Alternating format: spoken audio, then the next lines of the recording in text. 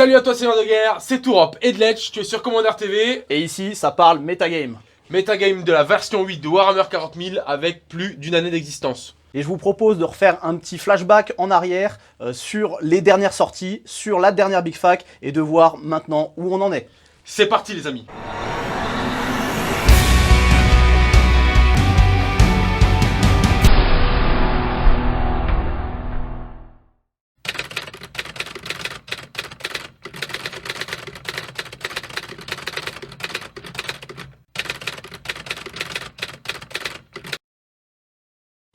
Vidéo exclusive sur le métagame du jeu. Après plus d'un an de version 8 à Warhammer 40 000, on vous propose une vidéo en 3 parties. La première, on va parler des changements établis par la Big Fac du mois d'avril.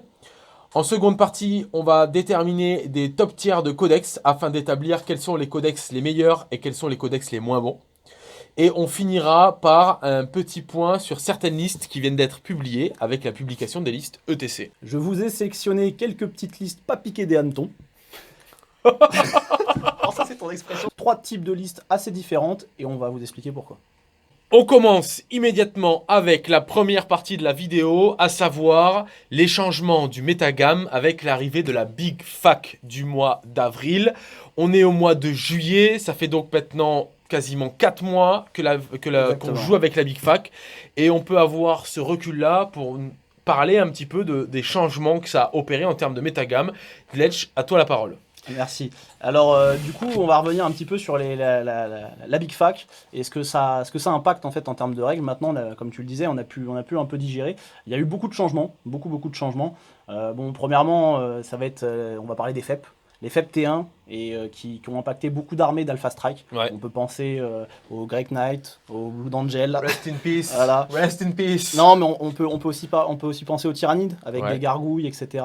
On avait aussi les Zangor. On a les Eldar qui sont un petit peu nerfés, ce genre de listes qui ont été impactés. Pour rétablir chronologiquement, à partir de maintenant, la frappe en profondeur en dehors de ta zone de déploiement ne peut s'opérer qu'à partir du tour 2.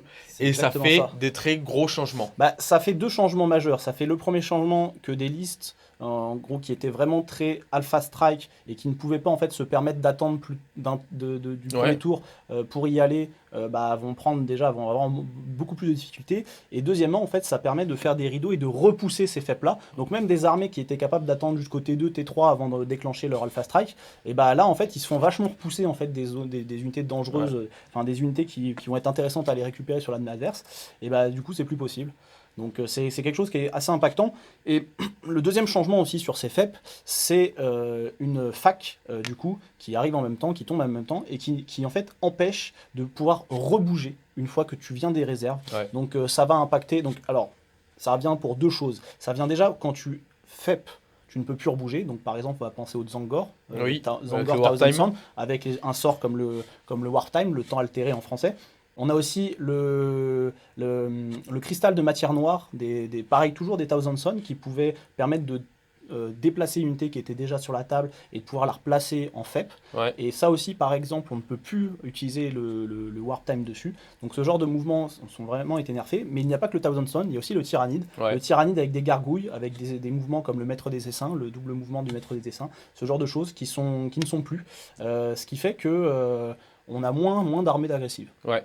En fait, on avait pas mal de constructions de listes qui tournaient autour du fait de pouvoir FEP avancer. C'est ça. Et ces constructions de listes, ces archétypes de listes ont complètement été évincés du jeu. Exactement. Donc, ça redistribue les cartes parce que quand on a des listes comme celle-ci qui peuvent agresser, forcément, l'adversaire, lui, il va prévoir aussi des listes pour pouvoir le contrer. Donc, voilà. Le fait que ces listes-là ne soient plus dans le métagame, forcément, ça va chambouler toutes les cartes. Donc ça, c'était un des premiers gros changements de la Big Fac du mois d'avril. Le deuxième changement, donc c'est le plus évident peut-être, c'est celui des unités que l'on peut spammer en fait, que l'on va pouvoir prendre plusieurs fois. Donc maintenant, c'est le Game Workshop, c'est le format Game Workshop qui nous permet en fait de prendre seulement 3 unités identique dans tous les autres choix autres que troupes et transports assignés. Donc nerf du spam. C'est le nerf du spam en fait. Ouais. C'est, voilà. Donc là-dessus, ça impacte pas. Alors ça impacte beaucoup de listes, mais pas toutes. Et très franchement,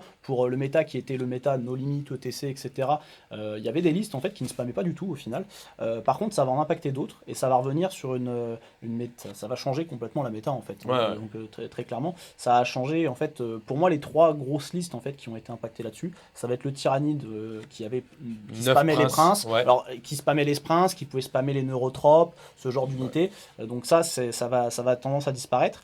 On a aussi le Dark Angel avec ses avions, les 9 avions, les listes 9 avions qu'on avait pu voir. Du coup, ça disparaît un petit peu. Alors sachant qu'en plus dans la Big Fac, ils prennent aussi un nerf en point. Donc alors voilà, le DA avion, il a pris vraiment quelque chose. Pensez pour tous ceux qui ont acheté beaucoup d'avions. Pour tous ceux qui ont acheté beaucoup d'avions. Juste avant la fac. Exactement, exactement.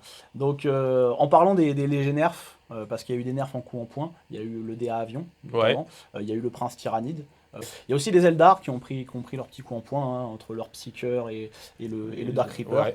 Donc voilà, le troisième point, excusez-moi. Le troisième point, en fait, ça a été le nerf des Poxwalkers. Parce que le Poxwalker a été un élément important de la méta depuis la sortie du Codex Deathguard en fait. Le principe de la liste Poxwalker, c'était que tu spammais tes cultistes. Alors des cultistes ou des brimstone, des trucs quelque chose qui meurt facilement. Qui vont mourir facilement. Et qui permettait à l'unité de Poxwalker, grâce à tes stratagèmes, de décupler tes Poxwalkers. Exactement. En fait, c'était une liste très importante du méta parce que quand on venait jouer en tournoi solo ou en tournoi équipe, on pouvait s'attendre à ce genre de liste en face. Et il fallait avoir quelque chose pour la gérer. Donc il y avait pas mal de listes qui s'orientaient autour de ça. La DA 9 avions par exemple était une réponse. Avec la disparition en plus de cette liste, il y a quelque chose d'autre dans la méta qui est amené. Et je vais revenir sur les détachements. Parce que les détachements qui sont très importants, parce que maintenant on peut spammer les détachements, on ne peut plus spammer les unités, mais on peut spammer les détachements. Donc c'est-à-dire qu'on peut sélectionner plusieurs fois le même détachement. Et notamment le bataillon. Parce que le bataillon, en plus de ça, il est passé de 3 CP à 5 CP. Ah ouais. Donc là, du coup, on est passé vraiment à quelque chose où avant, on était sur des listes en moyenne à 6-7 CP, à quelque chose maintenant où on est plus autour entre 13 et 15, 13 et 15 très facilement. Et les listes d'armées qui veulent jouer en fait sur les CP, les listes d'armées combo, par exemple le Tyrannide, qui est une armée en fait pas mal avec les petits tricks que tu peux voir. Ça consomme beaucoup de tricks, ça va consommer jusqu'à 6 CP facilement dans un tour.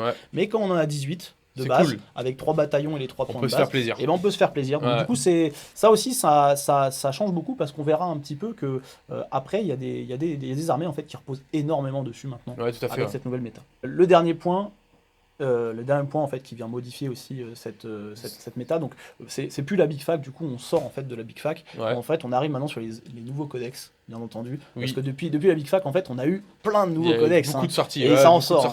Donc on a eu, si on revient, si je dis pas de bêtises, on a eu le Necron, l'Eldar Noir, l'Arlequin, l'Imperial Knight et la Death Watch. Donc les nouveaux codex, donc c'est 5 nouveaux codex qui en fait vont un peu changer la méta en apportant des nouvelles listes. Alors il y en a qui sont plus ou moins impactants que d'autres. Surtout il y a l'Eldar Noir qui arrive et qui rentre directement dans le top codex exactement. Donc il y a l'Eldar Noir qui a été un codex énorme depuis sa sortie. Ils ont complètement craqué. Vraiment, il est très fort. Il est très fort sur plein de trucs. On y reviendra un peu plus tard. Il y a le codex Imperial Knight aussi qui est très très fort, qui est vraiment très intéressant, autant tout seul que avec des combos. Ensuite, il y a les plus petites déceptions, donc le Necron qui est un codex intéressant. Moi, je l'aime bien. Il y a eu des petites listes, mais ça manque en fait de punch en fait. Enfin, le rapport qualité-prix est pas assez bon, je trouve. Voilà. Il y a la Death Watch. Donc la Death Watch qui est aussi un nouveau codex Space Marines encore, mais qui va se ranger avec les Space Marines parce que ça reste du Space Marines. Dur pour les Space Marines. Malgré les bonus, il y a des bons bonus. Il y a des bons bonus, mais la V8 dans sa globalité est dure pour les Space Marines. Exactement. C'est difficile de placer sur la liste Space Marines. Et ensuite, le troisième codex Aeldari, donc qui est l'Arlequin. Donc l'Arlequin, donc je pense qu'il y en avait beaucoup qui attendaient ça. C'est un codex qui a du caractère, quoi. Ça a du caractère, exactement. Alors celui-là, je le trouve assez agréable. Il est pas décevant. Il est pas décevant, exactement. Il est ils voulaient leur spécificité, et ils l'ont eu. Parce qu'il faut te dire que jusqu'à présent, en termes de jeu, les Arlequins étaient toujours à la ramasse. Dans les versions précédentes, on était très loin derrière, et là, on arrive à les sortir. Ils ont pris un peu de punch. Ils ont pris du punch. Donc ces codex-là, qui viennent s'intégrer au Metagame, qui déjà a été modifié en avril dernier avec la Big Fac, et bah forcément maintenant il va falloir gérer l'Eldar Noir, enfin il va falloir essayer de le gérer du moins. Les Imperial Knight qui pour moi qui modulent beaucoup le méta parce qu'on fait arriver des gros plots à enduit. Et ça change beaucoup de choses. Exactement. Que gérer du spam de mecs à enduit 4 et là gérer des multi-PV à enduit 8, ça change la donne. Et puis après il y a des petits connexes annexes, les Harlequins, les Nécrons qui peuvent faire un petit peu la différence et donc il va falloir gérer tout ça. Exactement. C'est l'analyse des tiers. On a pu voir que cette Big Fac a créé beaucoup de changements. Actuellement, il reste très peu de sorties à Games Workshop sur Warhammer 40 000. Il nous manque les Orcs, les Space Wolf, le Genii Stealer Cult. Le Genii Stealer Cult. Celui-là, je l'attends. J'espère qu'il va faire mal, celui-là. Celui-là, je pense qu'il va être intéressant. Celui-là, moi, s'ils arrivent à faire quelque chose comme l'Eldar Noir ou comme l'Arlequin, ça peut être très très fort. Et donc après, on va être refait en termes de codex. On aura une V8 complète en très peu de temps. Exactement. Néanmoins, comme dans tout jeu, il y a un équilibre et un déséquilibre. Et il y a des codex qui sont moins forts que d'autres. Tu les as classés par tiers. Exactement. De façon à déterminer un peu un échelon de puissance. On va commencer par les codex que tu estimes, toi, les plus faibles. Si vous jouez ces factions, il faut en avoir conscience aussi que vous jouez peut-être avec pas forcément à armes égales avec votre adversaire. Et donc, c'est bien de le savoir pour pouvoir peut-être aller chercher des alliances qu'il va falloir établir en amont ou tout simplement accepter la défaite. Non, je suis pas d'accord, je serais pas aussi tranché que toi. Non, alors, j'ai classé, donc c'est un classement, c'est arbitraire, hein, c'est moi qui l'ai créé. Je dis pas que c'est exactement là où se situe chaque codex, mais c'est moi, de ma vision des choses, c'est comme ça que je le ressens. Ouais. Donc si on commence par les tiers, en fait, donc j'ai classé en 4 tiers. Donc si on commence par le tiers 4 en premier, pour moi, les déchus. Les déchus. On l'appellera le tiers déchu. C'est le tiers déchu, mais c'est pas parce que c'est des déchus qu'on ne peut pas les jouer. Exactement. Pour moi, c'est surtout des codex en fait où on va pouvoir aller récupérer des bonnes unités qui sont cachées dedans des fois. Donc typiquement, pour moi, un des codex les plus faibles actuellement, c'est le GK. Ouais, le GK qui a énormément de mal en fait à sortir la tête de l'eau. Alors ce qui est marrant parce que le GK est parti très fort sur la V8. Alors c'était le premier codex. Oui, c'était le premier codex. Et il est arrivé, il a fait super mal. Exactement. Et tout le monde l'a joué. Ouais. Il y a eu beaucoup de joueurs GK. Ouais. Et en l'espace d'une année, il a dégringolé, en fait, et la Big Fac l'a séché définitivement. Le problème, c'est que voilà, il y a eu c'était le premier codex sorti, c'est pour ça, c'était le premier codex avec ses stratagèmes, avec ses règles spéciales, etc. Donc c'est pour ça qu'il était au top dès le début. Et ensuite, il y a eu un peu de nerf, il y a eu des nouveaux codex qui, en fait, ce qui lui donne la virure, en fait, c'est les codex qui sont sortis après. Ouais. Et tout le monde gère le Space Marines en fait assez facilement. C'est des troupes d'élite qui finalement coûtent cher. Gèrent bien. En fait, ils font tout. Ils gèrent bien la masse, ils gèrent bien l'élite, ils smite. Mais, enfin, ils smite ou ils font du psy, mais en tout cas, en fait, le problème c'est que le rapport qualité-prix il est pas là. Ça fait tout, mais ça fait rien à la fois en fait. Ouais. Et donc du coup, le GK c'est peut-être pour moi un des plus faibles, notamment la Big Fac qui le tue complètement avec l'Alpha Strike. Justement, quand je vous parlais tout à l'heure des armées qui ont du mal en fait à attendre, c'était le GK. Il avait vraiment du mal à attendre parce que quand on a caché en fait des acolytes, etc. Alors avant, on pouvait cacher quelques petits acolytes. On cachait parce qu'avant la faible c'était en nombre d'unités. Maintenant, c'est en points de puissance. C'est vrai qu'on en a pas parlé de ça. C'est vrai qu'il y a ça aussi. Parce que c'est surtout le GK qui a impacté. Les autres sont pas moins impactés. Mais voilà, c'était le GK qui mettait tout en faible et quelques petites unités sur la table qui coûtaient pas cher et qui se cachaient. Et là, ça fonctionne plus. On est obligé de mettre des grosses unités qui coûtent cher sur la table. Et déjà en amont, il y avait eu le Chapter Approve qui augmentait le coût des Stormraven. Alors déjà, et tu jouais déjà 1, 2, voire peut-être 3 Stormraven avec ton armée GK. Et du coup, le Stormraven ayant quand même pris pas mal de points, tu ne pouvais même plus sortir un nombre conséquent des Stormraven. Il y avait ça aussi, mais il y avait aussi les armées avec plein de GK que j'aimais bien aussi. Qui étaient sympas. Full piéton, c'était sympa. Fast Strike, justement pour aller gérer des unités de masse, enfin des armées de masse. Ouais. Moi j'aimais bien, mais ça pareil, voilà, on peut plus faire parce qu'en fait on peut plus tout mettre en FEP.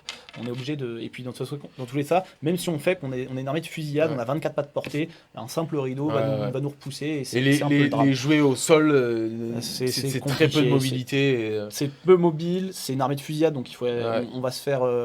outrange, on va avoir un défaut de portée très rapide en fait avec la plupart des armées qui sont méta, et donc voilà. Ensuite on va arriver sur le codex Adeptus Mechanicus. On est toujours dans le tier 4. Dans le tier 4, on est toujours dans le tier 4. Dans les déchus. Alors pour moi il y a le codex Adeptus Mechanicus parce que c'est un codex... Je pense que tout le monde va pas partager ton avis. Alors justement, ouais, je suis d'accord. L'Adeptus Mechanicus, pour moi, pourquoi je le mets là, c'est parce que c'est un codex assez binaire. C'est-à-dire que s'il arrive... C'est un peu fluff, hein. C'est un peu fluff. Hein. C'est soit en fait t'es dans une bonne position et tu vas pouvoir lui laver la gueule assez rapidement, soit en fait le gars il va arriver à te contacter de tes lignes et venir te pin-in. En fait le gros souci qu'ils ont c'est d'avoir en fait c'est quand tes robots castellans sont engagés au corps à corps. C'est les robots, c'est les zonagers. Ouais, les zonagers. Alors après ils ont des unités de CAC qui sont vraiment sympas que j'aime beaucoup. Les électropristes. Ouais, les électropristes, c'est les électropistes ou les robots de CAC aussi. Oui, les poulets. Les poulets de CAC aussi, j'aime bien, c'est vraiment sympa. Ouais. Le problème en fait c'est que ça a vraiment du mal à survivre en fait. C'est du CAC mais qui a du mal à survivre au final parce qu'en fait ils ont besoin de tuer pour être forts. Et en gros, ils ont tendance à mourir. C'est vrai qu'on peut penser que les zonagres pourraient être assez sympas parce qu'il y a beaucoup d'unités avec le Keyword Fly. Pense aux Autocustodes, aux Princes Tyrannides, aux Serpents, aux Shining Spear, aux Eldar Noirs avec leur volant. Il y a beaucoup de choses qui reposent sur le Keyword Fly. Exactement. Et les zonagres tirent leur épingle du jeu. Mais effectivement, le fait de pouvoir les engager très rapidement et que cette unité-là ne fasse plus rien une fois qu'elle est engagée au corps à corps, le codex ne suffit pas à lui-même. Ce qui est assez étonnant, c'est que moi je pensais que ce genre de codex allait revenir parce que justement, comme il y avait un nerf d'effet, du coup, tu lui fais plus dessus, tu peux plus le pin, etc. Sauf qu'en fait, il y a des codex qui sont arrivés qui sont très rapides quand même, notamment l'Eldar Noir, et au final, on a un peu de mal. Par contre, l'Adeptus Mechanicus, c'est là où je veux en revenir, c'est que malgré que tout seul, je le trouve assez faible, par contre, je trouve que c'est un très bon complément, notamment à des IK, notamment à des armées d'Imperium, et c'est vraiment sympa, je trouve, comme type de codex. Il y a un autre souci aussi avant, c'est que le Adeptus Mechanicus était utilisé pour récupérer des bataillons pas chers. Et donc on peut toujours le faire parce que les troupes sont assez peu chères. Par contre, maintenant c'est comme on peut avoir que des bataillons, des détachements de la même faction, qui est aussi dû à la Big Fac. En fait, on est obligé de prendre les QG Adeptus Mechanicus qui coûtent assez cher. Donc c'est vrai qu'ils ont aussi un peu perdu là-dessus. Oui, parce qu'avant tu mettais un inquisiteur à 40 points, 50 points. Voilà. Tu prenais 3 unités de Vanguard. Tu gagnais tes 3 points de combo. Donc ça, c'était là, c'est plus faisable. C'est plus faisable. Alors l'autre codex qui fait partie du tier 4, c'est les Sista. Alors les Sista qui ont pareil le même problème que les Space Marines et l'Adeptus Mechanicus, c'est que c'est du Marines, et ça ne les engage pas. Ouais. Donc voilà un peu le problème de la Sista. D'ailleurs en plus la Sista n'a pas son codex si je dis pas de bêtises. La Sista n'a pas son codex. Et donc, un codex encore à sortir. Ça viendra. Ça. Par contre la Sista a sûrement le meilleur QG du jeu, qui est la Sainte Célestine. La Sainte Célestine qui est juste absolument monstrueuse. C'est sûrement le meilleur QG du jeu, je pense. Donc voilà. Mais ça n'empêche pas que malgré qu'il y ait cette petite pépite dans ce codex, il est tout seul, il a vraiment du mal. Après, on peut faire des armées un peu typées justement pour chasser du gros, avec des armées basées sur du fuseur ou au contraire des armées basées sur du lance-flamme. Mais pareil, c'est assez risqué quand même parce que c'est une armée de fusillade qui doit aller au contact et une fois qu'il est au contact ne fait plus rien parce qu'en fait on se fait engager. Et du coup le dernier tier 4, je les ai tous mis au même endroit, même si c'est pas forcément vrai, il y a peut-être certains codex qui mériteraient d'être dans le tier 3, c'est les Space Marines. Tous les Space Marines, je les ai tous mis ensemble. Alors quand je parle de tous les Space Marines, ça va être le codex de base, le DA, le Blood Angel et Space Wolf. Alors le Space Wolf, j'en parle même pas, il est vraiment à la ramasse. Il faut qu'il vraiment à la ramasse. Il lui faut son codex. Il lui faut son codex. Mais encore une fois, par exemple le Blood Angel, moi le Blood Angel, ces personnages, les petits capitaines Blood Angel qui te rentrent dedans avec des marteaux, ça tabasse. Et ils ont des bonnes unités. Encore une fois, c'est des très bonnes unités. Comment ils s'appellent, c'est les gardes sanguinéens, les gardes dorés, les gardes de la mort, et les trucs sympas quoi. Les gardes sanguiniens, ils ont pris deux revers de la médaille. C'est que déjà, premièrement, ils ont pas. Et donc, ils peuvent, comme c'était une armée de FEP très agressive, ils ne peuvent plus le faire. Saqués par la Big Fac. Saqués par la Big Fac. Et deuxièmement, c'est les doubles mouvements aussi qu'ils avaient. Qui ne peuvent plus. Saqués par la Big Fac. Après les FEP. Donc, c'est une armée en fait qui doit être sur la table et qui doit attendre le T1. Et s'ils n'ont pas le T1, c'est Bon, à leur décharge, les gardes sanguinaires ont une de plus, donc ils peuvent tanker un peu mieux que ne pourrait le faire un Marines une de lambda. plus, mais si tu regardes la méta actuelle, une de plus, ça saute assez facilement. Et ça se sature. Hein, que ce soit à du Dark Reaper avec des Dislockers Eldar noirs, que ce soit avec des Gatling Tow, ou etc. Et puis, ou alors avec des armées défensives, en fait, finalement, les gardes sanguinaires n'apparaîtront pas dedans.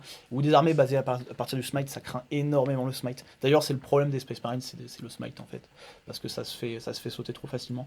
Donc non, mais les Blue Angels, voilà, ce que je disais, c'est que de base, ils se sont fait vraiment taper dessus par la Big Fac. Par contre, ils ont des persos vachement intéressants, et donc en alliance, je les trouve super cool. C'est pour ça que tout à l'heure, je disais, c'était vraiment le tiers, en fait, pas à abandonner, c'est à hésiter de jouer tout seul.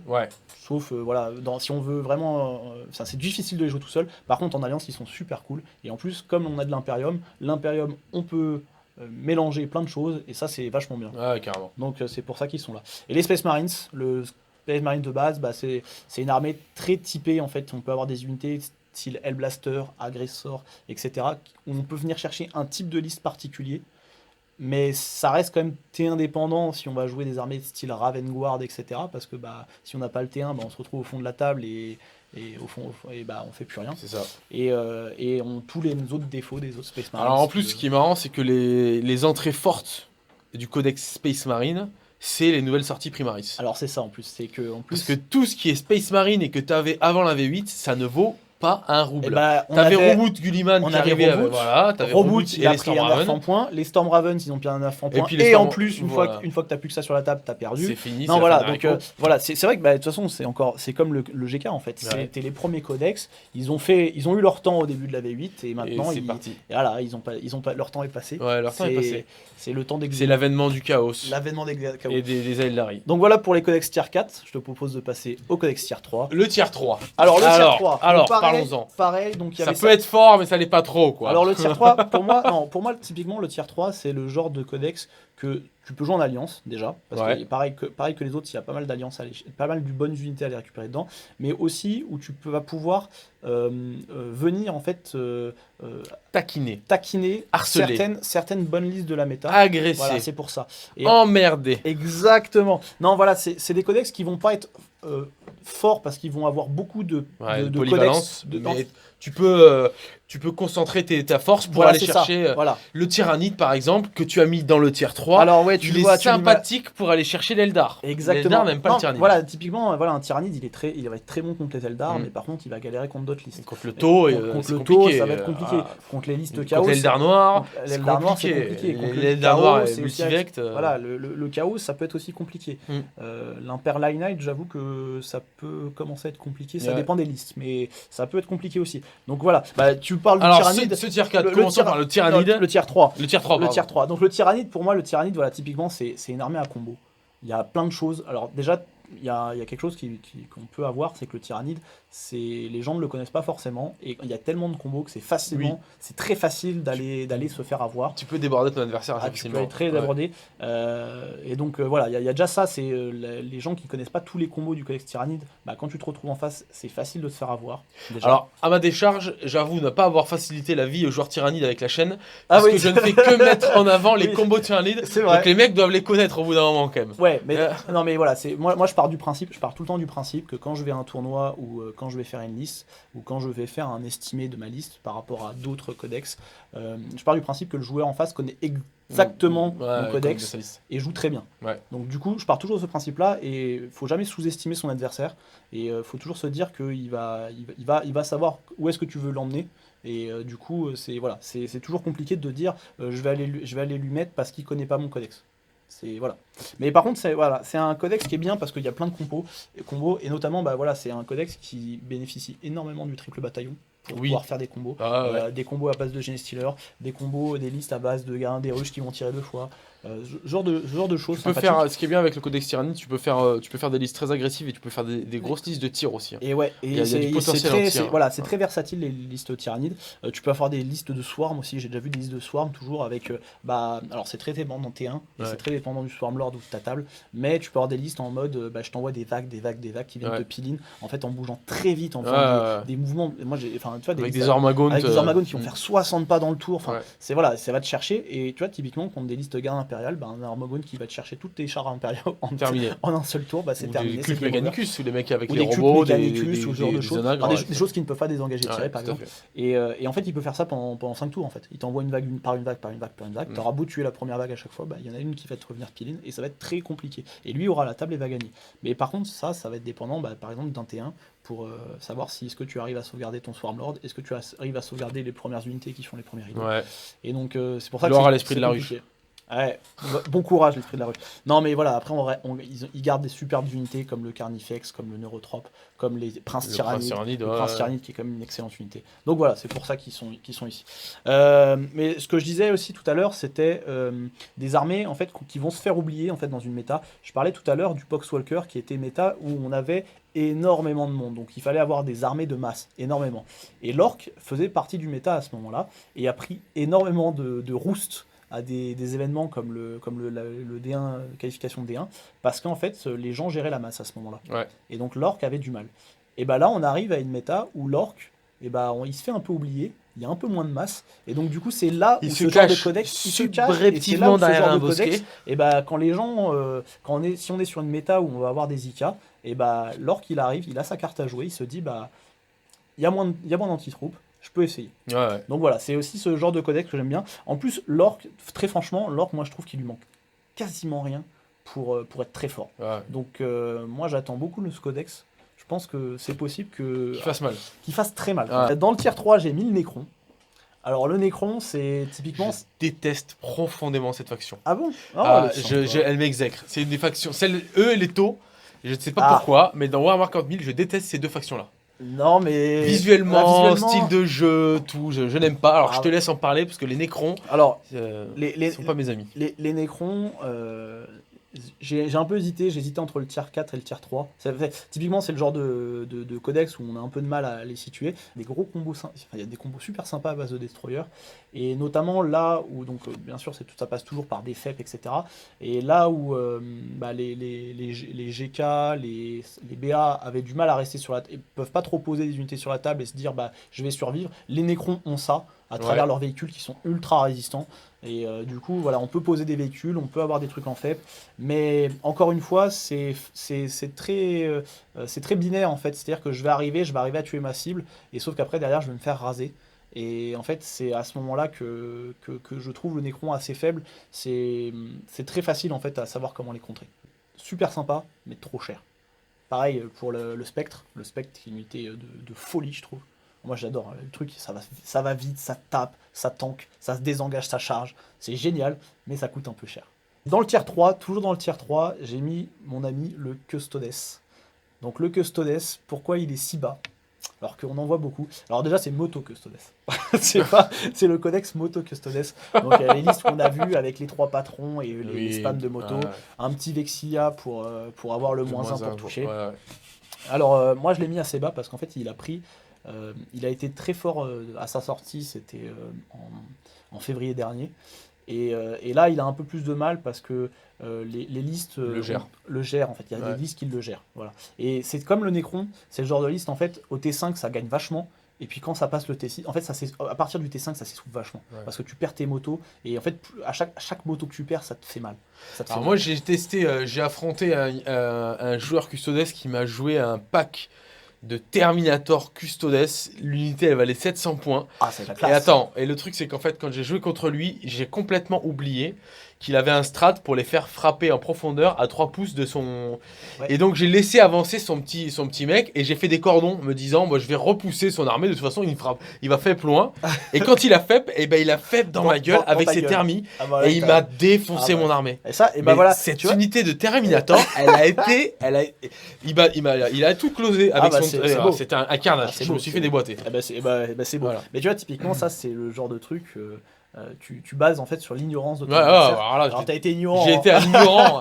Non, parce que tu peux pas connaître tous les codex, mais moi je les connais pas tous. Et puis comme quand j'étais habitué à voir que des mecs avec des motos, etc. Je me suis dit qu'est-ce qu'il va faire avec 800 points de Terminator. On s'endort facilement. Je me les suis pris dans la face comme un gros noob et je me suis fait... Et j'étais pas loin de me faire table rasée.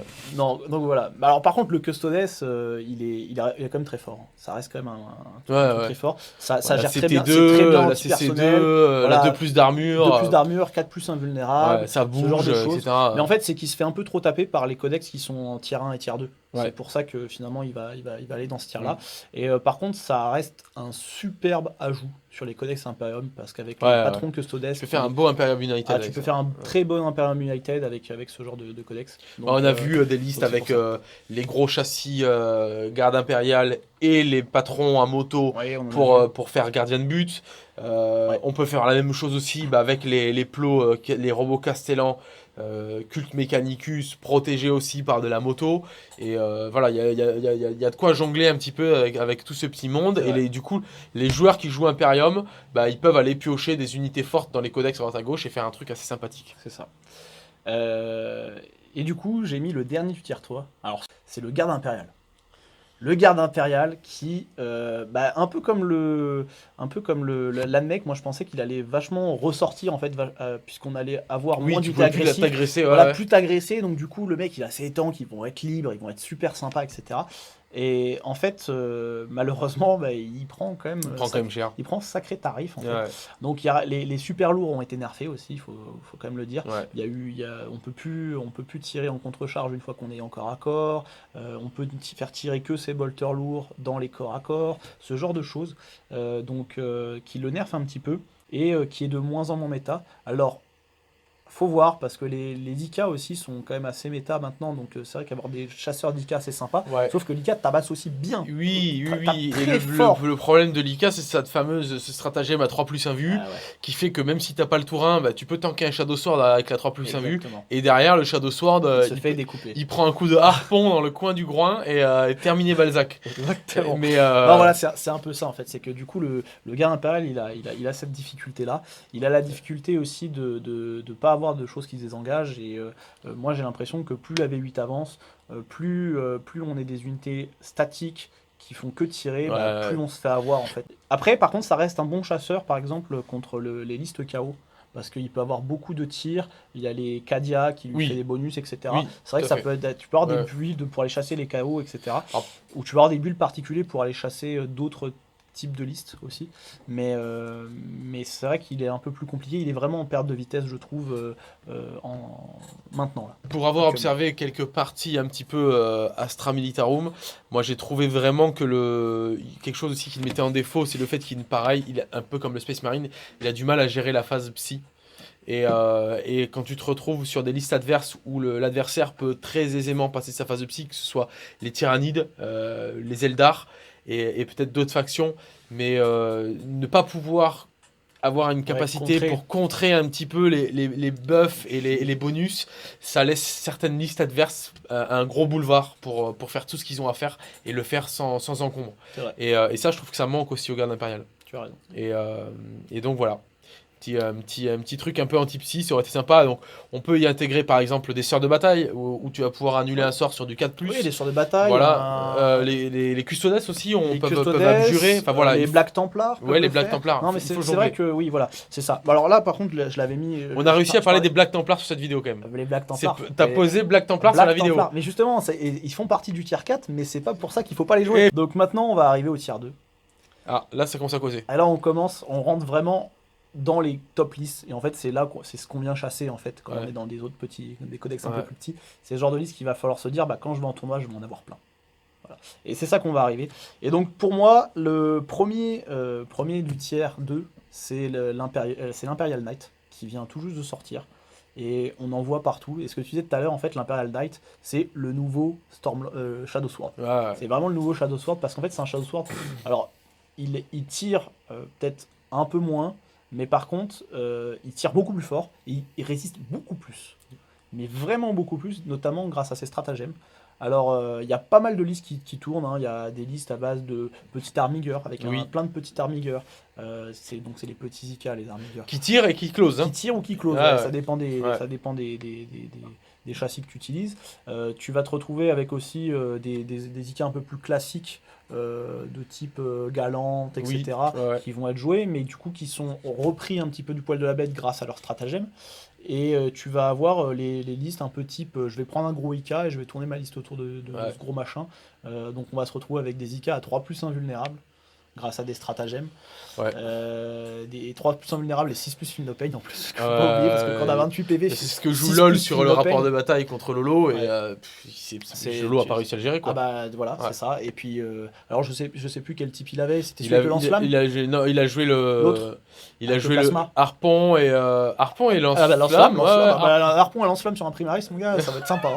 Parce que 3d6 touche auto à damage 2, non, ça devait être sympa. C'était la purge. Mais voilà, ils sont équipés d'armes qui font mal et qui sont pas trop mal dans la méta, Ouais, notamment le harpon qui va aller chercher les chars. Qui font partie de la méta, le lance-flamme qui va aller chercher des Britney, qui va aller chercher tout ce que des tu veux, des ça va primaris, ça va chercher tellement de ça va choses. chercher n'importe quoi. Mais c'est vrai que ça rentre plutôt bien. Mm. Alors que ce soit tout seul ou avec des codex, justement, on vient apporter, on vient mettre du garde avec, on vient mettre des Adeptus Mechanicus, ouais. exactement, Adeptus Mechanicus, ça reste un très bon codex. Ouais. Moi, j'attends de voir. Alors, on est encore un peu au début. Hein. Je pense que voilà, c'est comme on disait tout à l'heure. Il y a chaque codex, dès qu'il a son codex, qu'il a sa petite heure de gloire. Oui. Alors, pas tous, mais beaucoup ont son heure de gloire. Ouais. Et là, il l'a. Et c'est un petit peu le cas aussi du deuxième codex du tiers 2, c'est l'Arlequin. Alors, l'Arlequin, moi, je l'ai mis assez haut. C'est vrai. Ouais. Parce que. Pourquoi je l'ai mis là? Parce que j'en entends beaucoup de ce codex. Moi, je l'aime bien.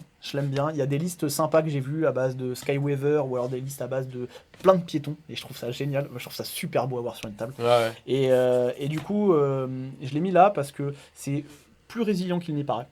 Parce que entre le -1 pour blesser, qui est le petit perso, je sais plus c'est quel perso qui le fait, mais il y en a un qui fait -1 pour blesser. On a une invue de 4+1 vue de série. Ouais. On peut les passer à 3+1 vue assez facilement grâce à un stratagème. Et on peut passer 2 unités comme ça, parce que le stratagème il peut se faire en phase de mouvement et en phase de psy. Donc du coup, en fait, il faut sprinter. Donc du coup, tu peux faire ça sur 2 unités, donc c'est 3+1 vue.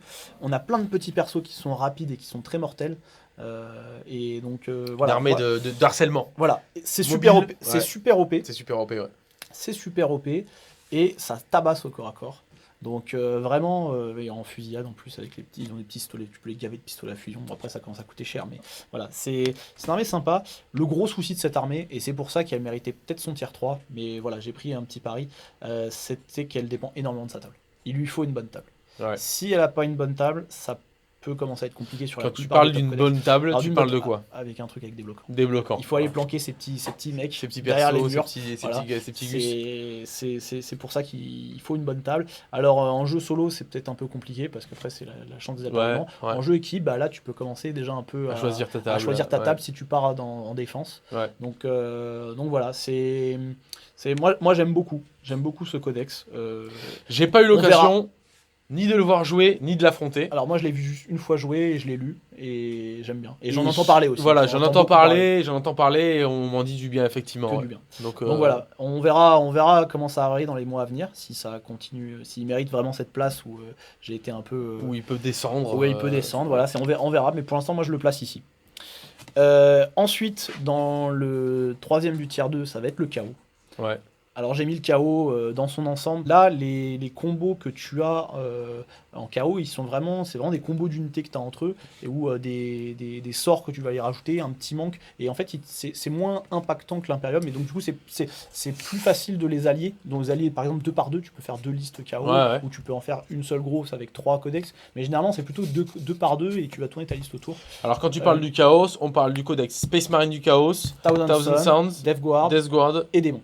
Et démon, oui. Et démon. Donc on a 4 codex. 4 codex. Ouais. Voilà. Pour moi, le fer de lance actuellement, c'est le démon.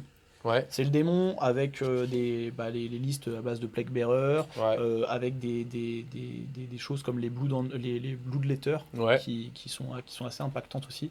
Ensuite, il y a le Thousand Sun avec ses Psychers, parce que le Psycher Thousand Sun, depuis la Big Fact, n'est pas impacté par le nerf du Smite. Donc, ça c'est fucked up hein. Ouais. Thousand Sound parce que les GK aussi ont ça, mais les GK c'est un peu moins fort. Ouais, c'est moins donc fort. c'est vrai que le Thousand Sound il est un peu mieux là-dessus. Le Death Guard aussi qui est pas trop mal avec des unités assez résistantes et des choses sympas à les récupérer. Et le Space Marine du Chaos aussi où tu peux faire des choses. Et la dernière du tier 2, donc pareil, celle-là je l'ai mis en tier 2. Je les aime pas non plus. Tu les aimes pas? Non, je les aime tu pas. Les aimes pas. Non. Moi je les ai joués.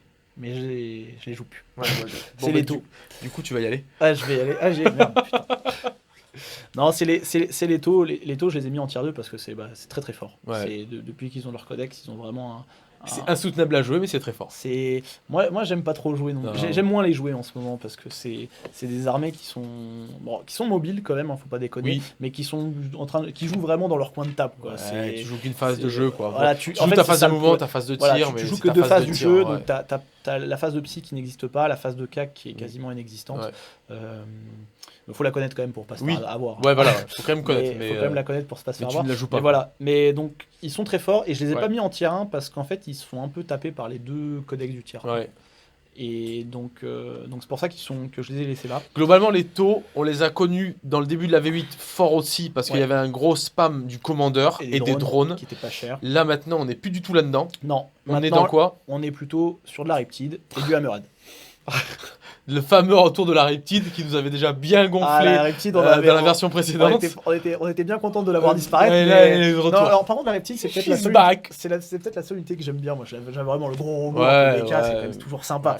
Mais non, la Riptide voilà qui avec la Gatling plutôt en format Gatling. Il y a des formats, il y a des Gatling Ion aussi un petit peu, mais plutôt en format Gatling. Donc qui balance 12 tirs ou 18 quand c'est surchargé à damage 2. Donc c'est toujours sympa. Ça fait le café. Ouais. Il y a beaucoup de stratagèmes sympas, intéressants, avec le plus 1 pour blesser, par exemple quand tu joues tôt, des trucs qui permettent d'améliorer ton nombre de désignateurs, de marquage, ce genre de choses. Et donc c'est pour ça qu'ils sont vraiment sympathiques. Je pense pas qu'on va en parler un peu plus des taux parce qu'ils sont assez connus. Je pense que depuis que le codex est sorti, ils commencent à être assez connus. Les listes ont commencé à se stabiliser en se tournant vers des Riptides et des Hammerhead, là où on a eu pas mal de tests avec beaucoup de guerriers de feu. Oui. Donc il y en a toujours des guerriers de feu. Ça sature bien, Et puis avec la faction qui va bien, t'as la portée... T'as celle-là où t'as la version avec taux. Parce que t'as pas envie d'impacter au corps à corps. Oui, voilà, celle qui te met ta contre-charge, ton contre-charge à 5+. Donc voilà. Et ensuite, on va arriver dans le tier 1. On arrive enfin chez les héros, le peuple élu. Le peuple élu. On peut le dire, c'est le peuple élu. Oui, c'est le peuple élu. Hein. Il domine le truc, ça fait un peu trop longtemps. Il y en a un et ça fait des années qu'il domine ça. Et l'autre, au contraire, il prend sa revanche. Je peux vous dire qu'il prend sa revanche. Il est venu niquer le game. Alors, on va parler d'abord de l'Eldar. L'Eldar, c'est celui qui domine la méta depuis un moment. Alors, ils ont pris un nerf, donc je les trouve moins clés en main. C'était mérité. Non, c'était mérité, mais justement, c'est ça qui est pas mal, c'est qu'en fait, du coup, ça redevient une armée qui, certes, est au top de la méta, mais qui peut prendre a beaucoup plus de chasseurs, doit vraiment, par exemple, certaines listes ont bien plus besoin de leur table de jeu pour pouvoir faire quelque chose. Voilà, Et puis tu peux te retrouver face à un mec qui te gère.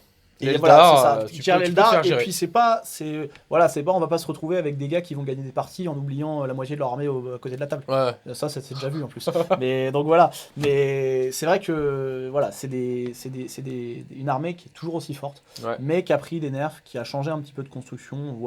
On voit un peu plus de Britney. Enfin, alors les Britney, les Shining Spears, les lances de lumière, les Shining Spears qu'on appelle Britney Spears dans le milieu, dans le domaine, dans le milieu de tout. Donc dans les lances de lumière. Les lances de lumière qui sont très fortes. Et donc voilà, on a des builds avec un peu plus de ça, un peu moins de Dark Reaper parce qu'ils ont pris un monté en point, mais ça reste toujours une très forte unité. Je pense que c'est la meilleure unité du jeu actuellement. Touché à 3+, 3 damage, force 8, bonsoir. Tu peux tirer en anti-masse. Tu peux tirer 2 fois, tu peux tirer en interception. C'est fucked up comme unité. Tu as en fait, ce qui sauve, moi je trouve, le codex Eldar et l'archétype avec les lances de lumière, c'est le fantasme, le stratagème de redéploiement qui te permet en fait de redéployer 3 unités avant le début de la partie, après le déploiement, en fait, et après savoir qui commence. Et c'est là où c'est fort. Et du coup, en fait, ça permet de pouvoir... tu peux te poser en agressif. Tu peux te poser en agressif. Et t'as pas le T1. Hop, tu t'en vas. Allez, à plus. Allez, au revoir. On se revoit demain. Voilà, c'est ça. Non, c'est vraiment le fantasme, en fait, qui sauve cette liste. Et donc, c'est pour ça que des fois, il lui faut un peu sa table, parce que bon, t'as beau lui dire au revoir, je suis plus là, il faut quand même aller se planquer. Il faut quand même pouvoir avoir de quoi se planquer. Mais voilà. L'Eldar a été fort, l'Eldar est fort, et je pense que l'Eldar sera fort. Restera fort. Alors, il y a d'autres listes aussi qu'on a vues, c'est les listes avions Eldar. Oui, Tu l'as vu, les je sais avions pas. sont forts. Les avions Parce que sont les avions forts. Eldar sont forts, étaient forts en fait avant, mais avant le reste était Oui. tellement plus fort, beaucoup Oui, plus fort que oui. on les voyait pas. Et là du coup maintenant comme ça fait un peu taper dessus, hein, les Psykers et le Dark Reaper, bah du coup on voit des avions en fait. On Ouais. voit les Dark Reapers qui disparaissent au profit d'avions. Donc le problème des avions, bah, c'est que si tu as rasé ce qu'il y a par terre, Ça chicote, ça picote. ça picote derrière. Ouais. Donc voilà. Mais on en voit Ouais. un peu plus. Et puis il y a quand même il y a des unités très intéressantes aussi dans le codex, notamment les Swooping Hawks qui saturent bien.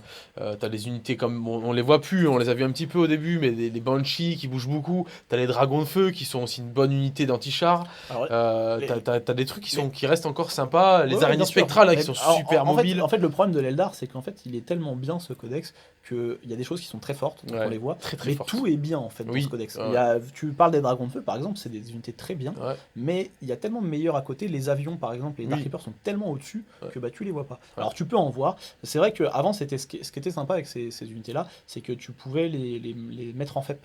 Bah, tu peux toujours les mettre en Tu FEP. peux hein, les parce que faire, ils arriveront que web, T2 quoi. Ouais. mais le problème, c'est que ça arrive que T2 Ouais. maintenant, donc c'est un peu moins impactant.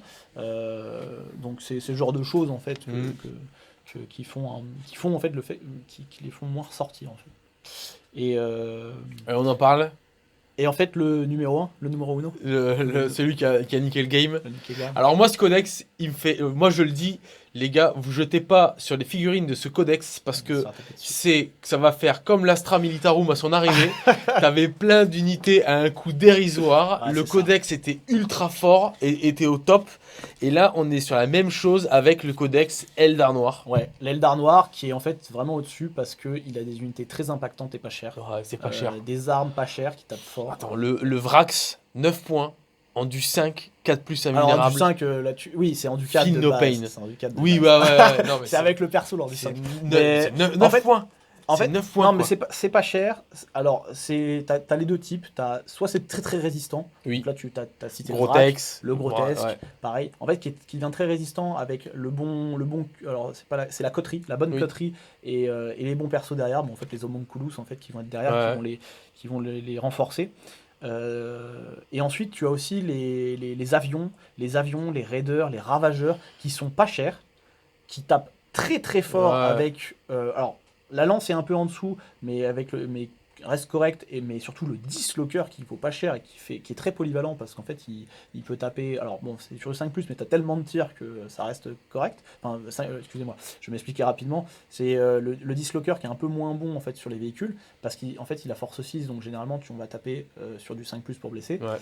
Sauf qu'on a tellement de tirs qu'au bout d'un moment, bah, ça passe. Ça passe et c'est du damage 2. Et à côté de ça, tu gères très bien les élites. Les primaris qui vont traîner, des choses comme le prince tyrannide, comme les Britney Eldar, enfin comme les lances de lumière Eldar, et ce genre de choses. Et donc du coup c'est ultra polyvalent, c'est super fort. Et on puis, a les avions aussi, les avions, les deux avions, le Razorwing et le Void Raven, et qui sont pareils avec des lances, avec des bombes aussi, et des bombes, la bombe et les missiles aussi. Et surtout ce qui est fort, c'est que c'est pas très cher, ça tire fort. Et c'est résilient. Et c'est là, en fait, où on arrive à quelque chose qui n'y avait pas avant les Eldar Noirs, c'est que, mine de rien, quand on a deux séries des avions, alors qui ont une 4+, de sauvegarde, mais par contre qui ont une 5+1 vue de base, et qui ont un 6+, Feel No Pain quand tu les prends avec la bonne cabale, et bah c'est résistant, c'est long à taper, c'est long à tirer. Et puis c'est à moins 1 pour toucher de base, hein, les avions. Oui. Et le codex Eldar Noir a aussi le meilleur stratagème du jeu. C'est l'agent of the Vect. Donc c'est pareil, celui-là quand tu le connais pas, tu te le prends dans la tronche. Bah, tout le monde va le connaître. Un stratagème agent of the Vect te permet en fait, quand l'adversaire déclenche un stratagème, de lui bloquer. Tu jettes un dé. Et entre 2 et 6, donc soit tu fais ton as. Alors 2 et 5. Voilà, 2 et 5, le mec ne fait pas son stratagème et ne perd pas ses points de commandement. Par contre, sur un 6, il ne fait pas son stratagème et il perd. Alors, double dose.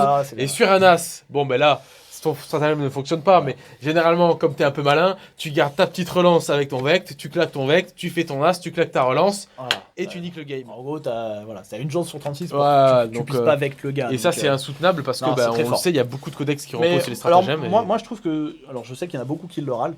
Qui râle dessus parce qu'en fait l'Eldar Noir étant tellement fort actuellement que le Vect c'est un gros plus. Ça le rajoute encore, ça le tabasse. Ouais. Sauf que si demain on commence à nerfer le coup des unités, et bah le Vect, en fait, finalement, Ouais, il va toujours être Je aussi suis d'accord, impactant, c'est vrai. mais il va être moins, enfin, le codex sera moins fort, donc le Vect, ça restera leur spécificité. Donc moi, je pense que le Vect, il est très bien comme il est. C'est plus le faible coût des unités. C'est le rapport qualité-prix des unités qui est trop bon, en fait, actuellement. Et en plus, ce qu'on voit en fait, c'est que on voit des builds un peu différents. On voit des builds coteries avec 30 grotesques et des Vracts. Et en fait, le but, c'est de spammer un peu la table. Contrôle et t'es hyper résistant. Et t'es super résistant. Et tu tapes. Tu tapes au corps à corps, donc faut faire attention aussi. Donc on peut pas te rentrer dedans.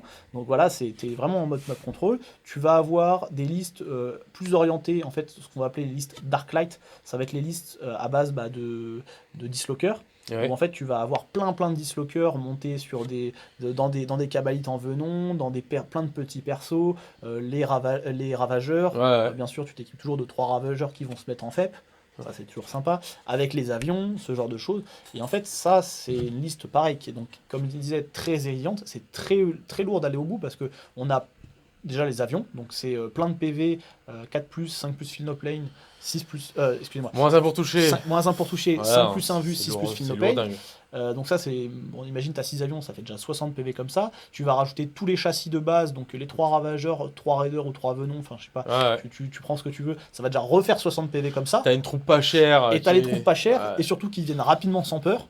Oui. Parce que plus la partie avance, plus tu as des bonus. Et en fait, au final, ça te fait énormément de PV à tomber. Et du coup, ça tape fort. Et c'est plus résilient que toi. Il y a la guerre d'usure, il gagne généralement. C'est ça qui est fort.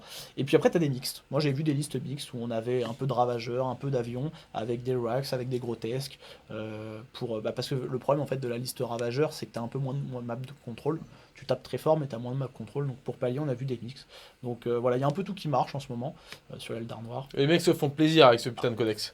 Ils se font plaisir, ils ont raison. Ils ont raison parce que je pense qu'ils vivent dans la frustration depuis pas mal de temps. Ouais, je pense et, aussi. Et là c'est aussi ça le plaisir du jeu des nouvelles versions, c'est que ton armée, elle peut sortir du lot ou elle peut, comme le GK, sombrer au fond du tier 4. Chacun a son heure de gloire. Chacun a son heure de gloire. Faut savoir la saisir, leur heure de gloire. Voilà, faut vraiment savoir la saisir. Son heure de gloire, faut y aller. Un résumé de l'analyse. On a donc 4 tiers.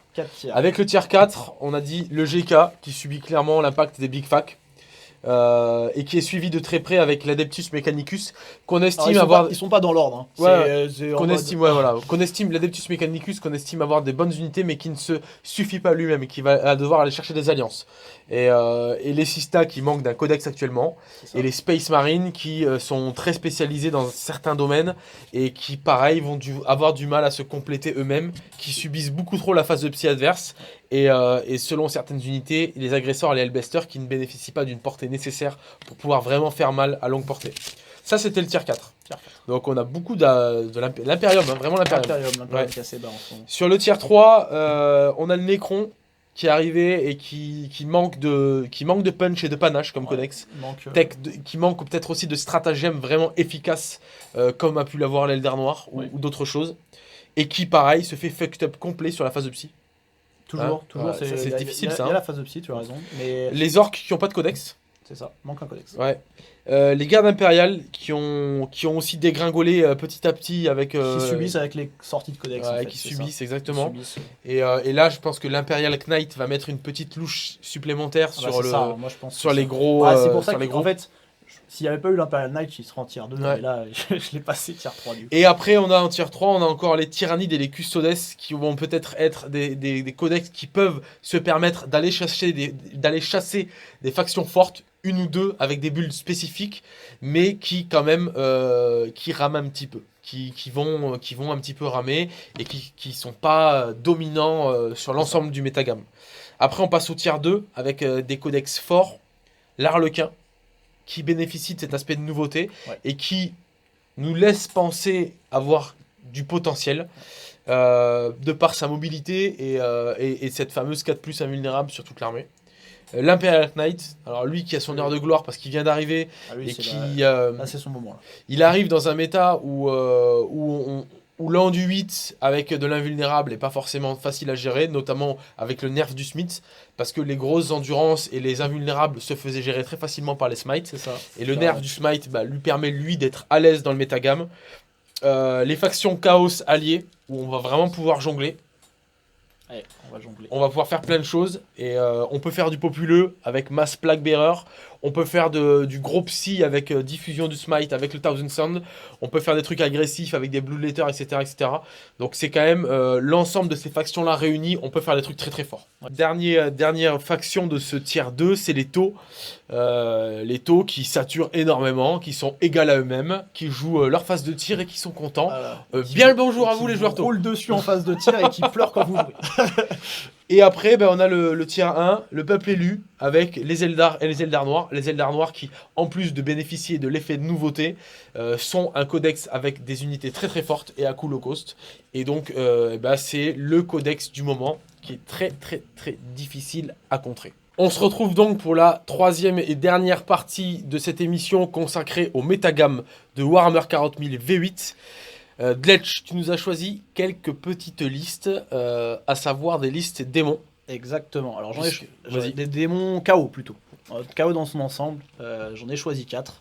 Et je vous propose de les revoir ensemble et puis voir un petit peu. Qu'est-ce qui a orienté tes choix? Alors, déjà. Mes choix, déjà, premièrement, j'ai regardé un petit peu les listes des pays qui étaient les plus forts, qui sont considérés les plus forts, les top nations en fait à l'ETC.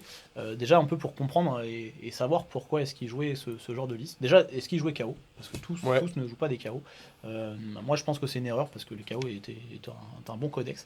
Et un petit peu voir comment est-ce qu'ils s'orientent. Est-ce que ça va être des orientations de choix au niveau des armées plutôt défensives, avec du play, ou plutôt offensives, avec des sanguinaires, avec des troupes comme avec des codex comme le Thousand Son qui est plutôt smite. Donc voilà, c'était un peu pour voir où est-ce que vous voyez les nations, la place du chaos dans la méta des autres nations, donc surtout des nations qui sont considérées comme fortes. Tu as choisi la France. Alors j'ai choisi la France. Vive la France. Exactement. La Pologne. La Pologne. Ouais. J'ai choisi l'Allemagne. Ouais. Et j'ai choisi la Belgique. Alors, outre la France, à qui on souhaite d'aller le plus loin possible sur l'édition 2018, exactement. On a la Pologne et l'Allemagne qui sont deux grosses nations de Wargamers. Il faut le dire. C'est les nations historiques du Wargame, c'est eux qui se disputent la place. Après, dans d'autres nations, il y a la Russie qu'on peut citer, il y a l'Angleterre, il y a les États-Unis qui font des très bonnes performances. Donc, c'est ce genre de nations qui sont très fortes aussi derrière. Et moi, j'ai choisi aussi parce que c'est des listes un peu différentes du méta qu'on peut voir. Les Russes, j'ai plus leur liste en tête, mais je l'avais écarté pour certaines raisons. Là, par exemple, l'allemande, je l'ai choisie parce qu'elle est très différente des autres. Et c'est pour ça qu'on va essayer de la regarder un petit peu pour voir ce que le joueur a. On va commencer par la liste allemande du coup. On commence par la liste allemande. Alors, la liste allemande, donc déjà, elle utilise donc deux codex. Elle va utiliser le Space Marines du Chaos et le Thousand Son. Ouais. Donc voilà. Donc pas de démons pour celle-ci. Alors déjà, ce qui est intéressant, c'est que... Est-ce que du coup, il y a un joueur démon dans le roster allemand ou pas? Il me semble que non. Ok. Il me semble que non. Mais je suis quasiment sûr que non. Pour les Allemands. Les Allemands sont partis que sur cette liste-là. Mais par contre, comme tu le dis, ce qui est intéressant à souligner, c'est que du coup, comme on a le Thousand Son et le Space Marine du Chaos, on peut sortir 120 Plague Bearer. un démon. On peut sortir des listes démons qu'on verra après. Ouais. On verra après des listes qui sont plutôt présentes dans pas mal de rosters de listes, enfin de pays. Donc voilà. Donc cette liste-là. Qui est basé finalement sur des cultistes, donc sur énormément de cultistes comme on a pu en voir avec les Poxwalkers, avec les listes Poxwalkers. Cite. 240 cultistes. Alors c'est pas exactement 240 237, cultistes. Voilà, c'est ça, il y en a un peu moins. Et du coup, je crois que c'est 236 exactement. Mais donc des gros packs de cultistes en fait qui sont soutenus par Abaddon, donc Abaddon qui va leur donner le Center, bien entendu. Ouais. La particularité, c'est que dans ces cultistes, il y a 4 Heavy Stubborb à chaque fois. Donc les Heavy Stubborb qui sont les mitrailleuses. Les mitrailleuses, lourde 3. Lourde 3. Force 4. 36 pouces. 36 pas de portée. C'est surtout pour la 36 pas de portée. Il y en a combien par unité? Il y en a 4 par unité. Il y en a 4 par unité, donc tu fais 12 tirs par unité. Il y a combien d'unités? 12 tirs par unité. Et bien il y en a 6. Ouais, c'est pas mal. Ouais. Donc en fait, ça fait de la saturation à grande distance. Et surtout, ce qui est intéressant, c'est que toutes ces unités-là sont Black Legion. Donc grâce à Abaddon, on reroll tout. On reroll tout pour toucher, excusez-moi. On reroll tout pour toucher. Donc c'est une liste en fait qui va être basée avec beaucoup de CP parce qu'on a 2 bataillons. Donc on a un premier bataillon Hérétique Astartes et un deuxième bataillon Hérétique Astartes avec le le mot-clé War Eater. Ah oui, du coup, en fait, il n'y a que la moitié qui reroll. Donc, il y a la moitié qui va être avec avec des marques de Slanesh Ouais. pour pouvoir faire le double tir, si on peut. Ouais. Et l'autre moitié avec des marques de cornes, où on va avoir aussi des Beastbird, mais ils vont être plus orientés avec des... Je pense ils les utilisent avec des assauts brutales avec un pistolet et une arme de base. Donc voilà, ce qui fait que c'est des cultistes de cac. Il y a la moitié de cultistes de tir, la moitié de cultistes de cac. Ok. Mais tous sont équipés de Beastbird. Sauf que qu'ils soient Black Legion ou War Eater, les deux sont sans peur. Parce que Abaddon donne son bonus de sans peur à toutes les unités Ouais, y a KO, ça, pas seulement le... D'accord. Donc voilà. À ça vient se rajouter donc ces 2 bataillons, et à ça vient se rajouter un petit détachement de Supreme Command Thousand Sun pour rapporter, amener un petit Ahriman et ces 2 princes démons. Non, c'est un prince démon et un sorcier. Ouais. Un petit peu de smite. Du smite, de la contre-close un petit peu. Un peu de contre-close, un peu de projection avec les wartime, etc. Et surtout un sort aussi qui est sympa, c'est le Defex. Donc le Defex qui est le maléfice fatal, il me semble, qui permet d'enlever l'invulnérabilité. Oui.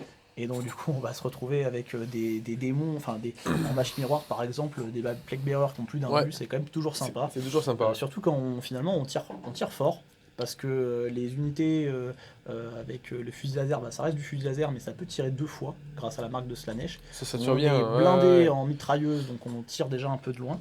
Donc voilà, c'est une armée vachement map control, qui a du répondant au tir, qui a du répondant au close, parce qu'il faut quand même savoir qu'il y a 120 cultistes de cornes qui vont pouvoir taper 2 fois avec un stratagème, s'il y a. Qui vont reroll au close parce qu'en fait il y a dans cette liste là un Exalted Champion. Donc l'Exalted Champion c'est un espèce de petit lieutenant du chaos, alors qu'il ne fait pas reroller les 1 pour blesser, il fait reroll les touches au cac des unités Space Marines. Donc voilà. Alors il a utilisé ses points un peu pour blinder en relique un petit peu partout. Et donc moi ce que je trouve intéressant en fait sur cette liste, c'est que on a du smite, on a énormément de populeux qui est quand même dur à gérer, et surtout j'ai l'impression qu'il est pas si mal en fait dans les matchs miroirs, parce qu'il a du répondant au CAC, il va pouvoir enlever les invus, par exemple des Plague Bearers, etc. Et au final, il est pas si mal. Je pense qu'il est vraiment pas trop mal en match miroir. Elle est blindée de petits tricks, il y a plein de trucs sympas. Tu en parlais tout à l'heure des Eldar. Et ben je pense que l'Eldar, c'est pas 100% gagné sur ce genre de liste, parce que tuer 240 cultistes avec une escouade qui va revenir grâce au stratagème vague de traître. Alors maintenant, depuis la Big Fac, on peut le faire une seule fois par partie, mais il y en aura quand même 40 qui vont revenir. Tu peux pas non plus envoyer tes Britney comme tu veux, parce que c'est blindé de plein de petits persos qui vont faire mal aux Britney quand elles vont rentrer dedans. Mais le problème, c'est que pour gérer de la masse, c'est pas avec tes Dark Reapers que tu vas le gérer, c'est avec tes Britney. Donc il va falloir que tu t'amènes au corps à corps, à un moment donné. Donc sur ce genre de liste, en fait, ça t'oblige, si tu veux gérer cette masse en 5 tours, 5 tours, 6 tours, 7 tours, il va falloir que tu prennes des risques. Et lui, il va pouvoir te punir derrière. Donc une liste potentiellement qui aura un rôle défensif, qui peut plus avoir un rôle défensif qu'offensif. Je pense aussi, et un truc qui est quand même sympa avec ce genre de liste, c'est que c'est des listes en fait qui vont pouvoir en fait se dire je vais aligner tellement de monde que personne n'arrivera à me raser. Du coup voilà. Je vais marquer des points. Voilà, je vais marquer du point. Quoi qu'il arrive, je marque des Je points. vais pas encaisser. Les codex style IK qui vont se dire je vais taper des gros ou de l'élite, et quand il y a 240 mecs, il y en a plus. Et pareil toujours, tu peux pas rentrer dans ce genre de truc, parce que dans ce genre de truc, tu as des gars comme Abaddon. Et Abaddon, c'est quelqu'un qui a 6 attaques de base, qui va te balancer plus 1 des 6 attaques, 6 ou 5, je sais plus, j'ai un doute maintenant. Et par contre, surtout, c'est qu'il a toutes les marques Abaddon. Donc Abaddon, il peut taper 2 fois grâce à ce stratagème avec la marque de corne. Déconne pas, Abaddon. Donc pour 3 CP, il tape 2 fois comme ça. Et puis il charque le corps à corps. Il envoie du lourd. Corps à corps, il défonce quoi. Donc, du coup, tu peux pas rentrer dedans parce que tu as des mecs comme ça qui t'attendent. Il a Karn the Betrayer aussi, qui pareil est un monstre au corps à corps, qui tape 2 fois par phase. Tu as l'Exalted Champion à laquelle il a mis la Axe of the Blind Fury, donc c'est la hache de fureur aveugle qui te permet, donc qui lui aussi commence à taper. Donc voilà. Une liste en somme qui paraît difficile à gérer, même pour les gros top codex quoi. En fait voilà, c'est ça, c'est la liste un peu ennuyeuse, c'est la liste avec plein de tricks. Est-ce que pour toi le taux a la capacité de lui raser 240 cultistes ? Je pense que le taux a la capacité. Je pense que le taux est un des codex qui a la capacité de le faire. L'Eldar noir, je pense qu'il l'a pas, la capacité justement. Ouais. Donc l'Eldar noir, il va. Alors, ça dépend des builds de liste. Je pense que les listes avec beaucoup de map control style grotesque peuvent lui faire mal. Ouais. Mais cependant, il faut quand même faire attention. Ils parce peuvent que, se faire avoiner la gueule aussi. alors, Hein. ils peuvent se faire Ouais. boigner la gueule et les grotesques, en fait, on peut leur enlever leur invue grâce au Defex. Ouais, Donc, tu ouais, prends un pack, tu leur enlèves la vue. Voilà. Ben, Donc, pareil, en fait, c'est pas c'est forcément. un sort ou 100% c'est un gagné. stratagème pour enlever la vue? Non, c'est un sort. C'est un sort, Ouais, donc c'est pas un tu peux pas stratagème. le vect. Et du coup, en fait, finalement, les stratagèmes, tu as des stratagèmes très intéressants en fait, que tu vas pouvoir utiliser, mais tu n'en es pas dépendant. Ouais. C'est pas dépendant des stratagèmes. Donc c'est pour ça que. Donc une très bonne liste. C'est une liste. Alors j'attends de voir Ouais, parce ouais. que c'est un des seuls qui joue ce genre de liste. Mm. Les gars qui sortent beaucoup de cultistes, après ils ont des IK à côté, Ouais, enfin, ouais. des IK chaotiques à côté ou ce genre de choses. Mais c'est un des seuls qui sort autant de cultistes et vraiment basé là-dessus, avec une puissance de feu, une puissance de contre-close aussi. Et Bon, à voir, à on surveiller. verra, on verra ce que ça donne. Je la trouvais très intéressante. Ouais. La seconde que tu as choisie? La seconde, alors je vais vous parler des Belges. Donc de À Tom, nos amis les Belges une fois. de nos amis belges. Je vais donc faire toute la suite de cette chronique avec cet accent dégueulasse. Tu peux y aller jusqu'à ce qu'on change jusqu'à ce qu'on change de liste. Donc la liste belge, donc c'est Thomas, c'est le capitaine belge, qui est aussi membre du rule consigne de Et l'ETC, qui est très très actif sur le, très sur actif le format. au Ouais. niveau de l'ETC. S'il nous regarde, on lui passe un gros coucou et on le félicite pour le Et- travail qu'il fait pour la communauté ETC. Exactement, un énorme travail. Et donc du coup pour lui, donc la méta KO de son point de vue, c'est donc une alliance entre le Codex Démon et le Codex Thousand Sun. Ouais. Alors moi je partage assez sa vision du méta, enfin moi personnellement c'est le genre de liste que je jouais, c'était ça. Donc c'est une base de bataillon détachement avec donc lui il joue 2 fois 30 Plague Bearer, 2 Ouais. fois 28 Plague Bearer et 30 Aura Rose, Ouais. auquel il va garder un petit peu de points en réserve pour pouvoir faire des splits, etc., d'horreur bleue, etc. Oui, Enfin, oui, pour voilà, ouais. plein de petits pour tricks, trickser. avec, Ouais, plein ouais, de clairement. tricks avec les horreurs roses. Et Unité de Nurgling, donc un premier bataillon. Ouais. Donc toujours les Plague Bearers avec le petit combo des deux personnages, le Slow Pity Oui. qui te permet de lancer 2 dés pour Pour le test pour de le test de commandement et morale. sur un as, tu repopes des voilà. codes. Et le Poxbringer qui te permet d'avoir -1 pour toucher. Oui. Donc monter Moins deux à -2 sur avec le l'unité. sort. Voilà, donc le sort plus le de base, Oui. les porte-pièces qui, quand ils sont plus de 20 Te colle au début d'une Oui. phase, ils sont à -1 pendant toute la Ouais, phase. ouais, carrément.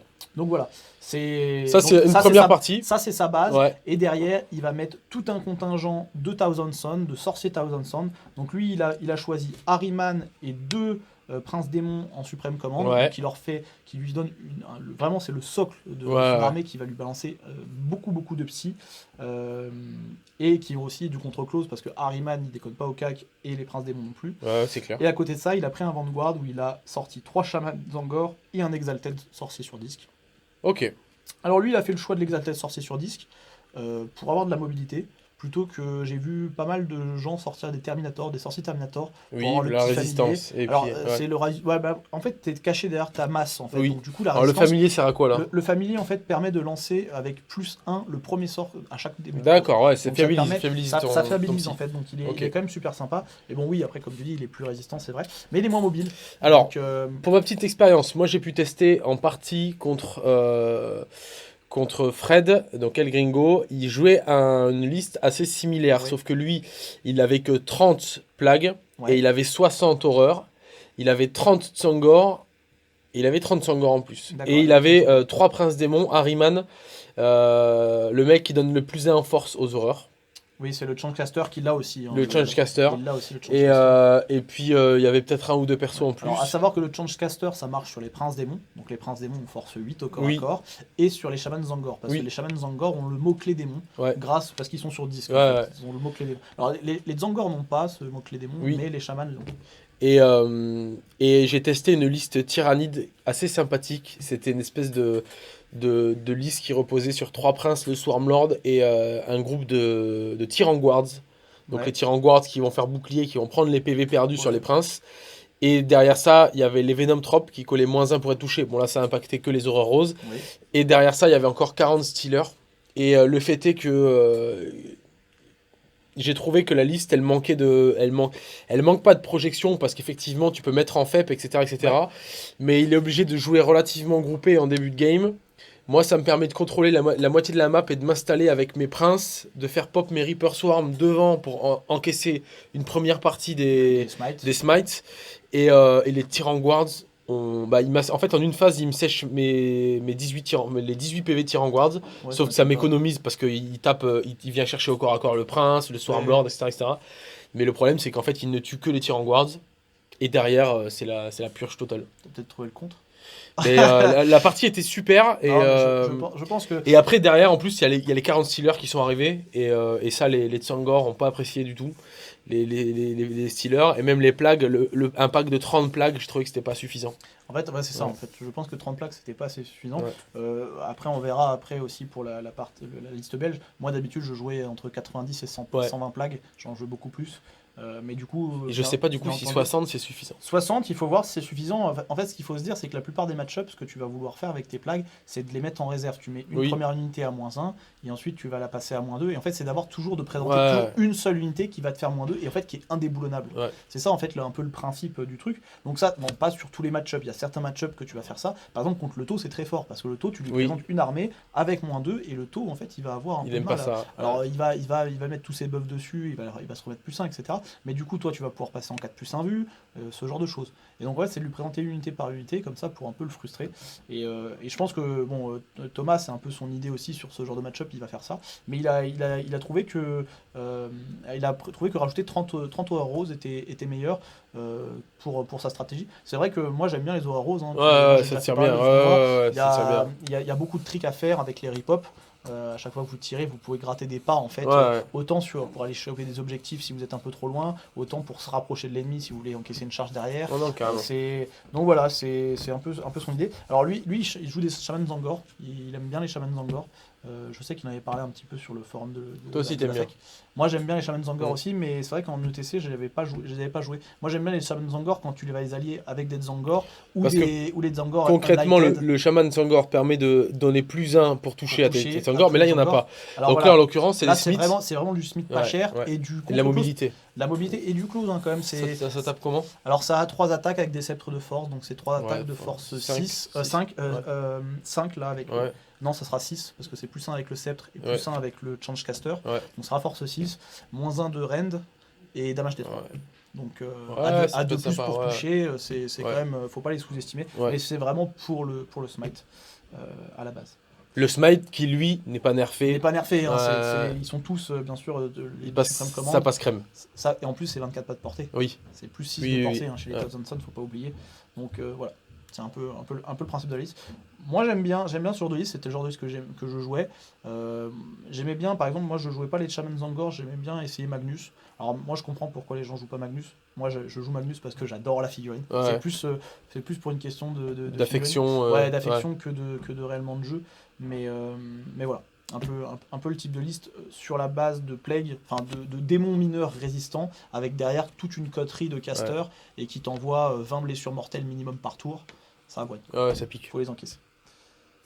Et bien, je vous propose de passer donc sur les 2 dernières listes. Alors pourquoi les 2 dernières listes? Parce que je vais vous parler donc de la liste française de Lexa, de son démon, et du démon polonais. Un petit peu, je les ai pris parce que c'est des listes qui vont se ressembler, mais pas trop. C'est-à-dire que la base est pareille, mais chacun a fait un choix. nuances, ouais. Chacun a fait un choix qui va leur permettre d'avoir des options supplémentaires. Choix qui doit aussi s'orienter par rapport à comment on intègre cette liste dans l'ensemble des Je 8 pense, listes. alors déjà, tu as l'ensemble des listes parce que ça dépend des factions que tu vas avoir, Ouais. mais c'est aussi parce que tu vas peut-être lui donner un rôle à ta liste, d'aller Ouais, tout à chasser fait. tel ou tel codex. Ouais. Et c'est vrai que si tu sais de base que tu vas te retrouver, tu as plus tendance à te retrouver sur ce genre de liste, enfin sur ce type de liste, et bah tu vas essayer d'améliorer son match-up là-dessus. Ouais, tout à alors fait. que l'autre il va se dire bah finalement je vais tout prendre, bah finalement je vais pas me spécialiser dans quelque chose parce que ça va affaiblir mes autres match-ups. Ouais. Donc voilà, c'est la liste donc de Lexa et du polonais de Dwave, ça s'appelle, je le connais pas. Donc en fait Polonais eux deux- qui sont une grosse nation de wargamer alors, les aussi. Hein. Polonais, oui, bien À sûr. pas négliger, Alors, hein, les mecs, ils sont sérieux. Ils ont pas trop performé l'année dernière, Ouais. mais il faut pas, c'est pas pour ça qu'ils Ouais, vont pas. tu vont peux pas être avoir de une retour en année force. un peu en, Voilà. en baisse. Et puis le fait est que l'année dernière aussi, c'était l'arrivée de la V8. Ouais. Et donc tu pouvais prendre un mauvais pari en faisant des Oui, mauvais bien choix. sûr. Non, Voilà. mais ils ont été très solides. Hein. Ouais, Ils ont ouais. fait, je sais plus combien ils ont fini, mais ils étaient dans le top 5. Ouais, ils sont là, dans le il me top semble. 5. Ouais. Donc ça c'est sûr. Donc lui en fait il est parti. Donc je vais commencer par le polonais Ouais. parce que c'est la plus classique on va dire. Ouais. Et on finira sur celle de Lexa. Donc celle du polonais en fait c'est des plagues et des plagues. Combien 120 150 Il y en a 5 escouades de 30. Donc ça fait 150. 150. 150 Ça plaques. fait 150 plagues, donc beaucoup de plagues. Ouais. Voilà. Et donc ce qu'on disait tout à l'heure, en fait, par exemple, la liste de l'allemand permet de sortir ce genre de liste parce que Oui. lui utilise que le chaos démon, Ouais. sachant que l'allemand la sortait pas. Donc si vous pensez que dans votre codex, enfin dans votre jeu d'équipe, vous pouvez sortir 2 listes chaos en fait comme ça, qui sont assez performantes. Et donc lui, en fait, voilà, c'est vraiment il part sur 150 plagues. Il a un Spoilspox Scrivener, donc le Spoilspox Scrivener qui donne plus 2 de mouvement à tes plague bearers et plus 1 pour toucher. Ouais. Et quand tu fais un 7, c'est 7. Oui. Donc, Ouais. du coup, ça sera un 6 avec ton plus 1. Quand tu fais un 7 pour toucher, tu génères une nouvelle attaque. C'est laquelle qui double le damage double dommage, c'est le locus. Ah ouais. Alors, on en revient juste après. Donc, on a ça. On a déjà, en fait, surtout, le plus 1 pour toucher est toujours agréable à prendre, mais surtout le plus 2 pour avancer. Du coup, comme ça, tu as tes porte-pestes Oui. à 7 de mouvement et c'est quand même super sympa. Ouais. En plus, on a le Slow Pity donc, qui te permet de lancer 2 dés pour ton test de commandement. Ouais. Donc lui, il en a 2 carrément. Parce qu'il s'est prémuni, par exemple, avec les IK qui ont des missiles qui peuvent te sniper les personnages, c'est toujours sympa d'en avoir 2. Et surtout, c'est qu'il est moins cher. Donc comme ça, pour avoir plus de QG, c'est quand même sympa. Il a un prince démon de Nurgle. Donc avec donc il lui a donné l'arme de corruption. C'est une arme de cac qui est toujours sympa. Et surtout, il lui a donné Virulent Blessing. Donc Virulent Blessing, quand tu disais, c'est le sort en fait qui te donne plus 1 pour blesser et qui, quand tu fais un 6, tu doubles les damages. Tu doubles les damages. Donc voilà, c'est lui qui double les damages.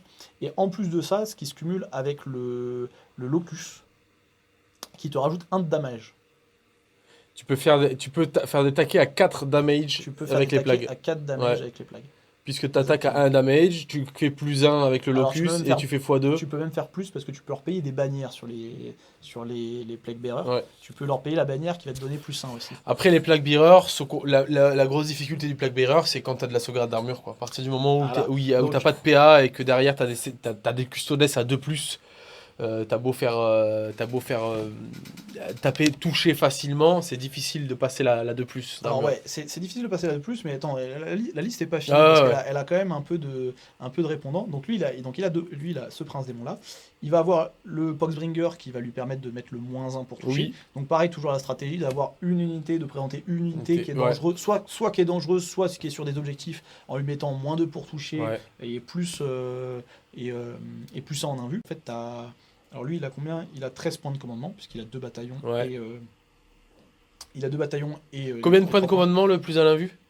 C'est 2 points de commandement. 2 points de commandement. 2 points de commandement. Et pas par cher, contre, c'est pas cher, par contre ça marche que sur une phase. Donc c'est soit la phase de tir, soit la phase de cac. Tu peux le faire les deux, mais du coup ça te fait... C'est pas pendant tout le tour, hein, je pense que tu te fais escroquer sur ce point-là. Tu t'es fait escroquer, attention, c'est pendant une phase. Et c'est au début de la phase, hein, donc c'est pas quand on te tire dessus. C'est au début de ta phase, tu dis je choisis cette unité-là qui sera plus... je me suis bien fait escroquer alors. Tu as dû te faire escroquer. Parce que moi, le mec a attendu que je lui tire dessus sur cette unité-là pour dire allez, j'utilise mon strat, et en plus je suis persuadé que le strat a duré aussi sur la phase de corps à corps. Ça ne marche pas comme ça malheureusement. Et en plus de D'où l'intérêt de regarder attentivement les vidéos de Commander TV, parce que même moi j'apprends des trucs sur mes propres vidéos, c'est quand même classe. Et après ça on peut pas le savoir. Puis après il y a des oublis, c'est normal. Le joueur il a peut-être oublié. Oui, non, mais je mets aucun doute là-dessus. Il y a pas de problème. J'ai totalement confiance en le joueur. Et ensuite il a un autre prince démon, donc il a un prince démon cette fois-ci de Khorne. Et alors ce prince démon de Khorne, il a une démoniaque axe et une hache particulière qui est le Skull River. Alors je crois que c'est découpeur de crâne en Skull français. River, ça va être un truc dans le genre. Quelque chose. Mais en fait du coup ça c'est une hache en fait qui te donne des bonus. Alors déjà ça te donne plus 3 en force, ça te donne -5 je crois pour en PA. Et c'est du damage D6. Donc déjà, un truc de base, Ouais. tu tapes bien.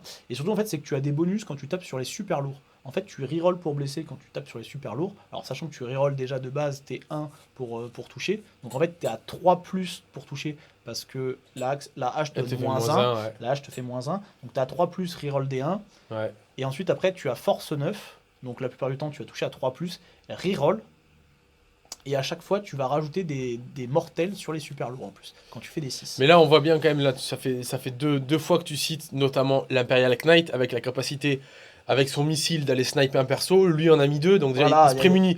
Pour moi, il se prémunit essentiellement de l'Imperial Knight. Là-dessus, Parce que je vois c'est pas. un peu l'idée. C'est le Non, seul tu à peux pouvoir avoir- sniper. Peut-être le Thousand Sound peut aller Le passer Thousand Sun, non, poser parce de que la regarde, mortelle. si tu as le Thousand Sun qui a pas mal de sorts, en fait, il a même 5 sorts. Bon, généralement, il joue pas les 5, mais Ouais.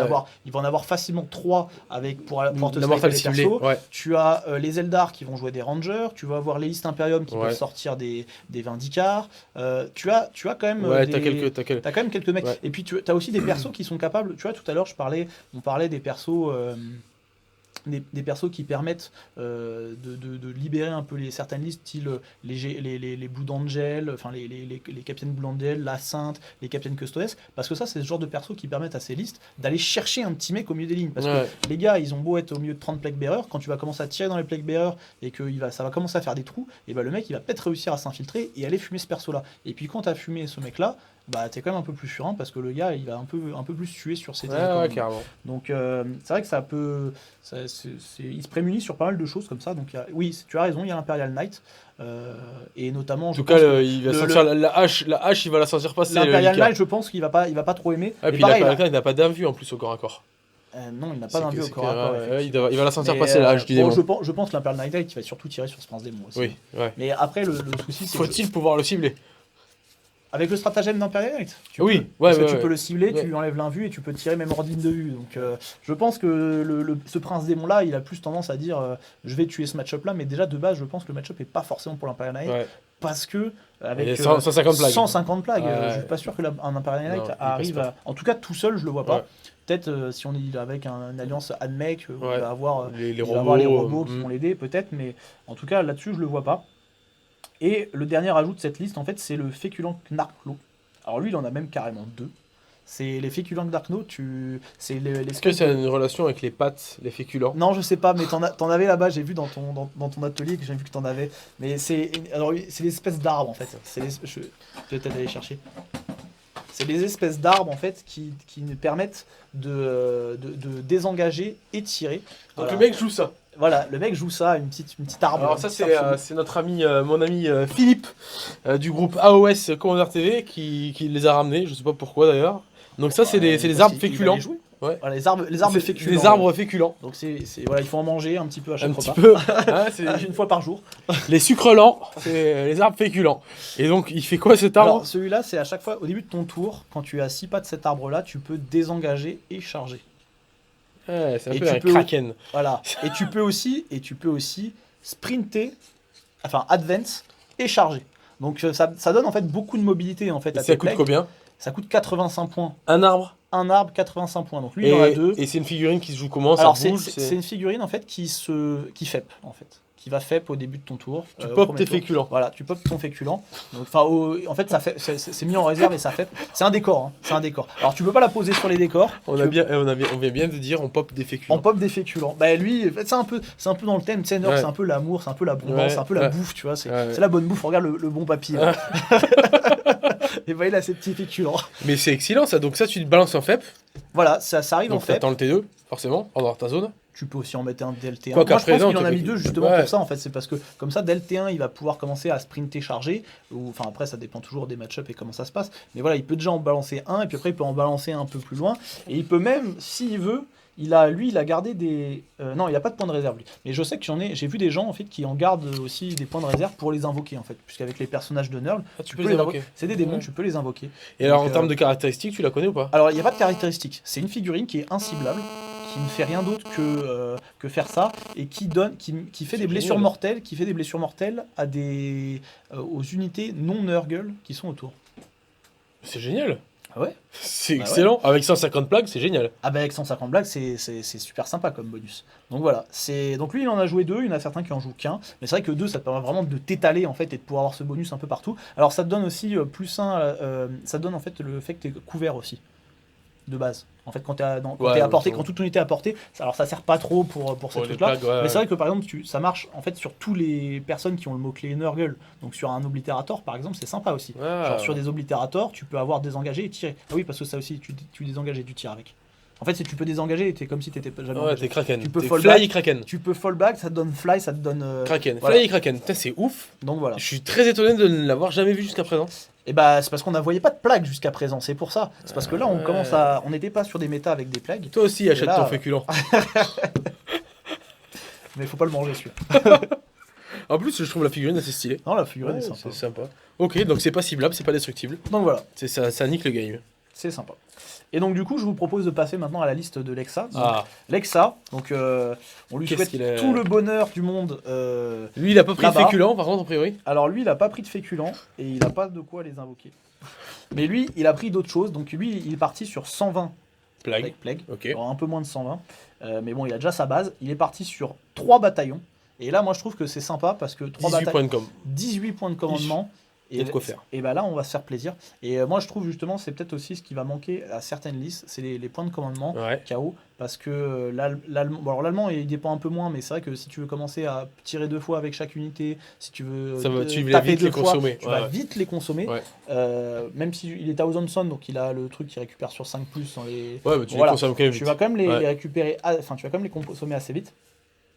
Là où Lexa, lui, il en a 18, donc déjà il va pouvoir spammer comme il veut. Il va pouvoir mettre beaucoup de choses en FEP. Parce que pareil, quand tu veux mettre tes trucs en FEP, et bah, ça te coupe des points de commandement. Donc par exemple, le souci de la liste de Thomas, c'est que quand il va commencer à mettre ses trucs en FEP, il va pouvoir moins mettre d'un vu, etc. Donc c'est plus compliqué. Là, lui, il va pouvoir faire ce qu'il veut. Il va pouvoir aussi utiliser ses points de commandement, par exemple, pour faire des doubles réactivations, parce que je vais en parler, c'est les Blood Letter, il en a 30. Donc il Et joue ça, 120 plagues et 100 30 Blood Letter. 120 plaques, 30 Blood Letter.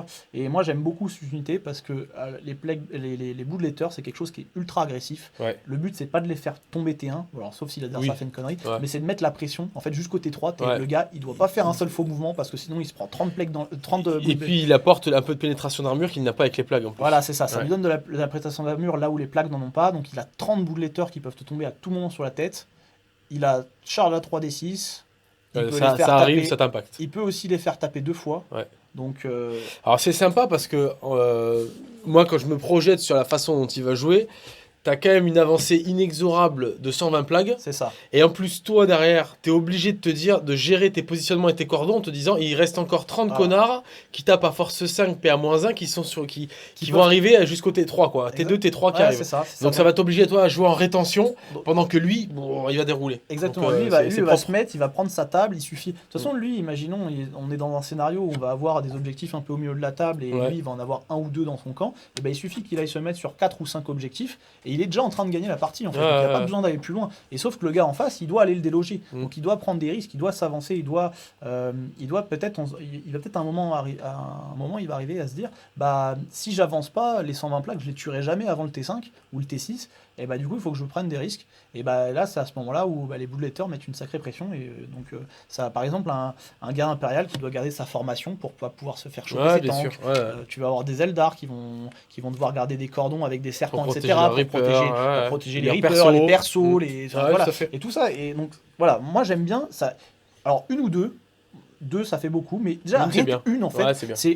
ça va pas forcément. C'est un outil intéressant à C'est un utiliser. outil intéressant en fait, ça va pas forcément tuer ton truc, mais c'est de se dire, voilà, ça peut arriver. Bon, par exemple, le souci en fait, pourquoi une c'est un peu compliqué, c'est que là on parlait des Eldar, les Eldar ils ont le stratagème qui permet d'intercepter. Oui, ouais. Donc celui-là il est un peu chiant parce que du coup, bah, tu fais tomber tes trucs, il t'intercepte avec ses C'est Dark ses Reaper, Dark double Reaper. tir en tir en. Alors ouais, c'est le stratagème Il qui permet que balance quand on est à 20 portée d'un voilà. grand prophète, et que le grand prophète voit cette unité, bah, les Dark Reapers peuvent tirer dessus. 20 tirs, touche à 3+, Ouais, 20 blesse, tirs, touche à 3+, blesse à 3+. Blesse à 3+, toi t'as il une t'arrache 5+. il t'arrache 10 sanguinaires facile. Ouais, facile, Ouais. sans forcer.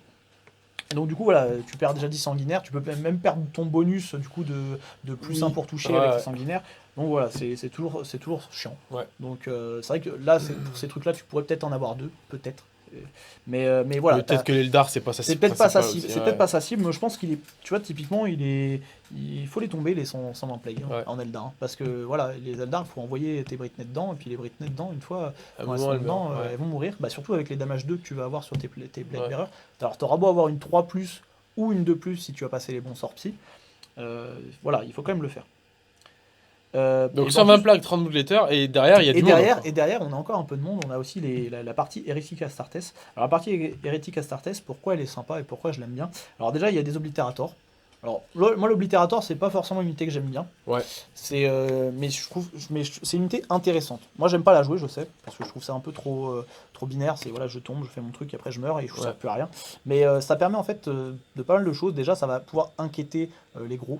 Quand tu vas avoir des listes avec des gros, bah, tu vas pouvoir faire tomber tes Oblitérators. Tu vas les full buff, c'est-à-dire que tu vas leur donner. Il a un sorcier pour leur donner +1 pour toucher. Ouais. Tu vas avoir.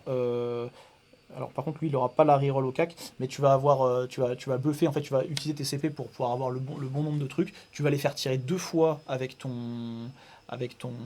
le stratagème de Slanesh, Ouais. tu vas pouvoir utiliser le +1 pour blesser des stratagèmes Ouais, ils deviennent vite létals quand voilà, même, donc du coup les les mecs ils vont tomber, ils Ouais. vont mettre une grosse saucée, et surtout c'est qu'en plus ils ont moins le problème des invus, parce qu'en fait on a aussi un sorcier du chaos.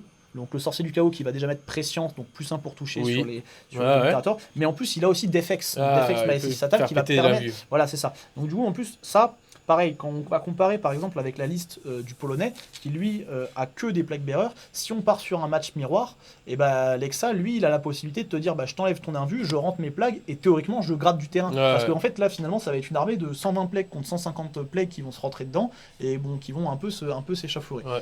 Là, l'avantage du Polonais, c'est que lui, il va pouvoir quand même se désengager et charger, donc il Ouais. va pouvoir faire un peu plus de Et trick, le etc. Polonais, il a plus de, il a les détachements, il a le psy, non, derrière. Non, le Non, Polonais c'est n'a pas pas le le Polonais, psy. le Le Polonais n'a Polonais pas le psy. De toute façon, quand t'as 150 PV Ouais, tu avec peux 5 pas plus mettre- no pain, le psy, c'est. T'as beau balancer 20 mortels par tour, c'est bien, mais Ouais. c'est trop long. Ouais. C'est un peu trop long. Donc voilà, c'est le genre de truc, c'est que tu vas te dire, bah, je vais pouvoir prendre l'avantage sur ces match-up là parce que moi, je vais avoir un sort de plus. En fait, j'ai un outil de plus qui me permet de pouvoir gratter. Ouais. Et quand la partie va se jouer sur à qui va avoir le plus d'objets, qui va pouvoir contester, c'est toujours bien. Le Defex qui va être aussi utile contre les Ika, parce que l'Ika, tu lui enlèves son armure, tu lui envoies une rafale d'Oblitérator, et ben il va faire la gueule. Ouais, c'est C'est clair. sûr qu'il va faire la gueule. Et puis pareil, hein, l'Ika, quand il va se prendre aussi les Bloodletters, il va pas aimer non plus. Hein. Parce que les Bloodletters, ça va Sature, t'as ça va moins- saturer, hein. ça sature en fait, ça envoie Puis il y beaucoup a d'attaques. la force 5 qui va niquer le game. Alors La force 5 fait qu'il va blesser à 5+, et pas à 6+, quoi. Exactement, c'est parce qu'ils vont être force 5 parce Ouais. qu'ils ont un Bloodmaster. Ouais. Parce qu'ils ont un Bloodmaster à porter. Donc le Bloodmaster qui lui est héros de corne, Oui. qui donne +1 en force Ouais. au corneux. Donc là, il sera à force 5 exactement. Donc voilà un petit peu. Il y a le dernier, c'est le petit Karn de Betrayer, qui est un mec qui est quand même un bon mec de CAC. Alors, c'est un peu la mode cette année, j'ai l'impression. C'est un mec qu'on voyait pas trop et qu'on voit de plus en plus dans les listes. Et c'est vrai qu'il est intéressant parce que le gars, il tape 2 fois, il tape très fort. Il a tendance, il peut se réactiver 2 fois aussi. Ouais. Donc c'est un peu un gardien qui est balèze, qui est quand même vachement balèze. Des bonnes listes, et ce qui est intéressant à voir, c'est qu'avec les mêmes codex, on a des constructions complètement différentes. Ouais, on reste quand même sur un peu le même principe Ouais, sur ces listes-là. Il y a de la résistance. C'est de la résistance. On pose un peu de son map gros control. cul sur Voilà, la table c'est de ça. jeu et il vient me déloger, quoi. Les 4 listes ont cette tendance-là à se Ouais. dire, voilà, je me mets, c'est la méta du chaos actuel, c'est de se mettre confortablement sur le banc Actuel, à table. et même avant, j'ai envie de te dire, quand tu jouais, Et même avant, quand tu jouais les POX, Les Pox c'était le même Walker, principe. les Pox- c'est vrai que C'était ça- pas la même non, façon, tu mais as c'était le raison. même principe. Non mais tu as raison, c'est le même principe que les Pox Walker ou de la Demon Brimstone aussi. Oui, voilà, ouais, ou avant les POX, Avant c'était les la Pox, démon. on avait la Demon Brimstone Ouais. aussi qui marchait, qui était 200 Brimstone avec des princes au milieu, etc. Avec une shit 4 perso. plus invulnérable, moins 1 pour toucher, et puis c'était parti, quoi. Exactement. Allons-y gaiement. Les amis, on clôture cette revue Metagame avec Dletch sur ça. Donc l'analyse des listes, de quelques listes ETC, établissement des différents tiers en termes de codex, et Revue les Big Fac. revue les codex qui sont sortis. survol de la Big Fac et des Voilà. codex qui sont sortis. On espère, quoi qu'il en soit, que cette vidéo vous a plu. N'hésitez pas à commenter, à partager vos avis sur le méta, sur vos expériences en termes de jeu. Je ne vous rappelle pas le dicton habituel du pouce bleu, du like, du abonne et du partage. Ok, ça c'est classique, vous n'hésitez pas. Et on espère vous retrouver très bientôt pour de nouvelles vidéos sur Commander TV. A plus les À amis. bientôt.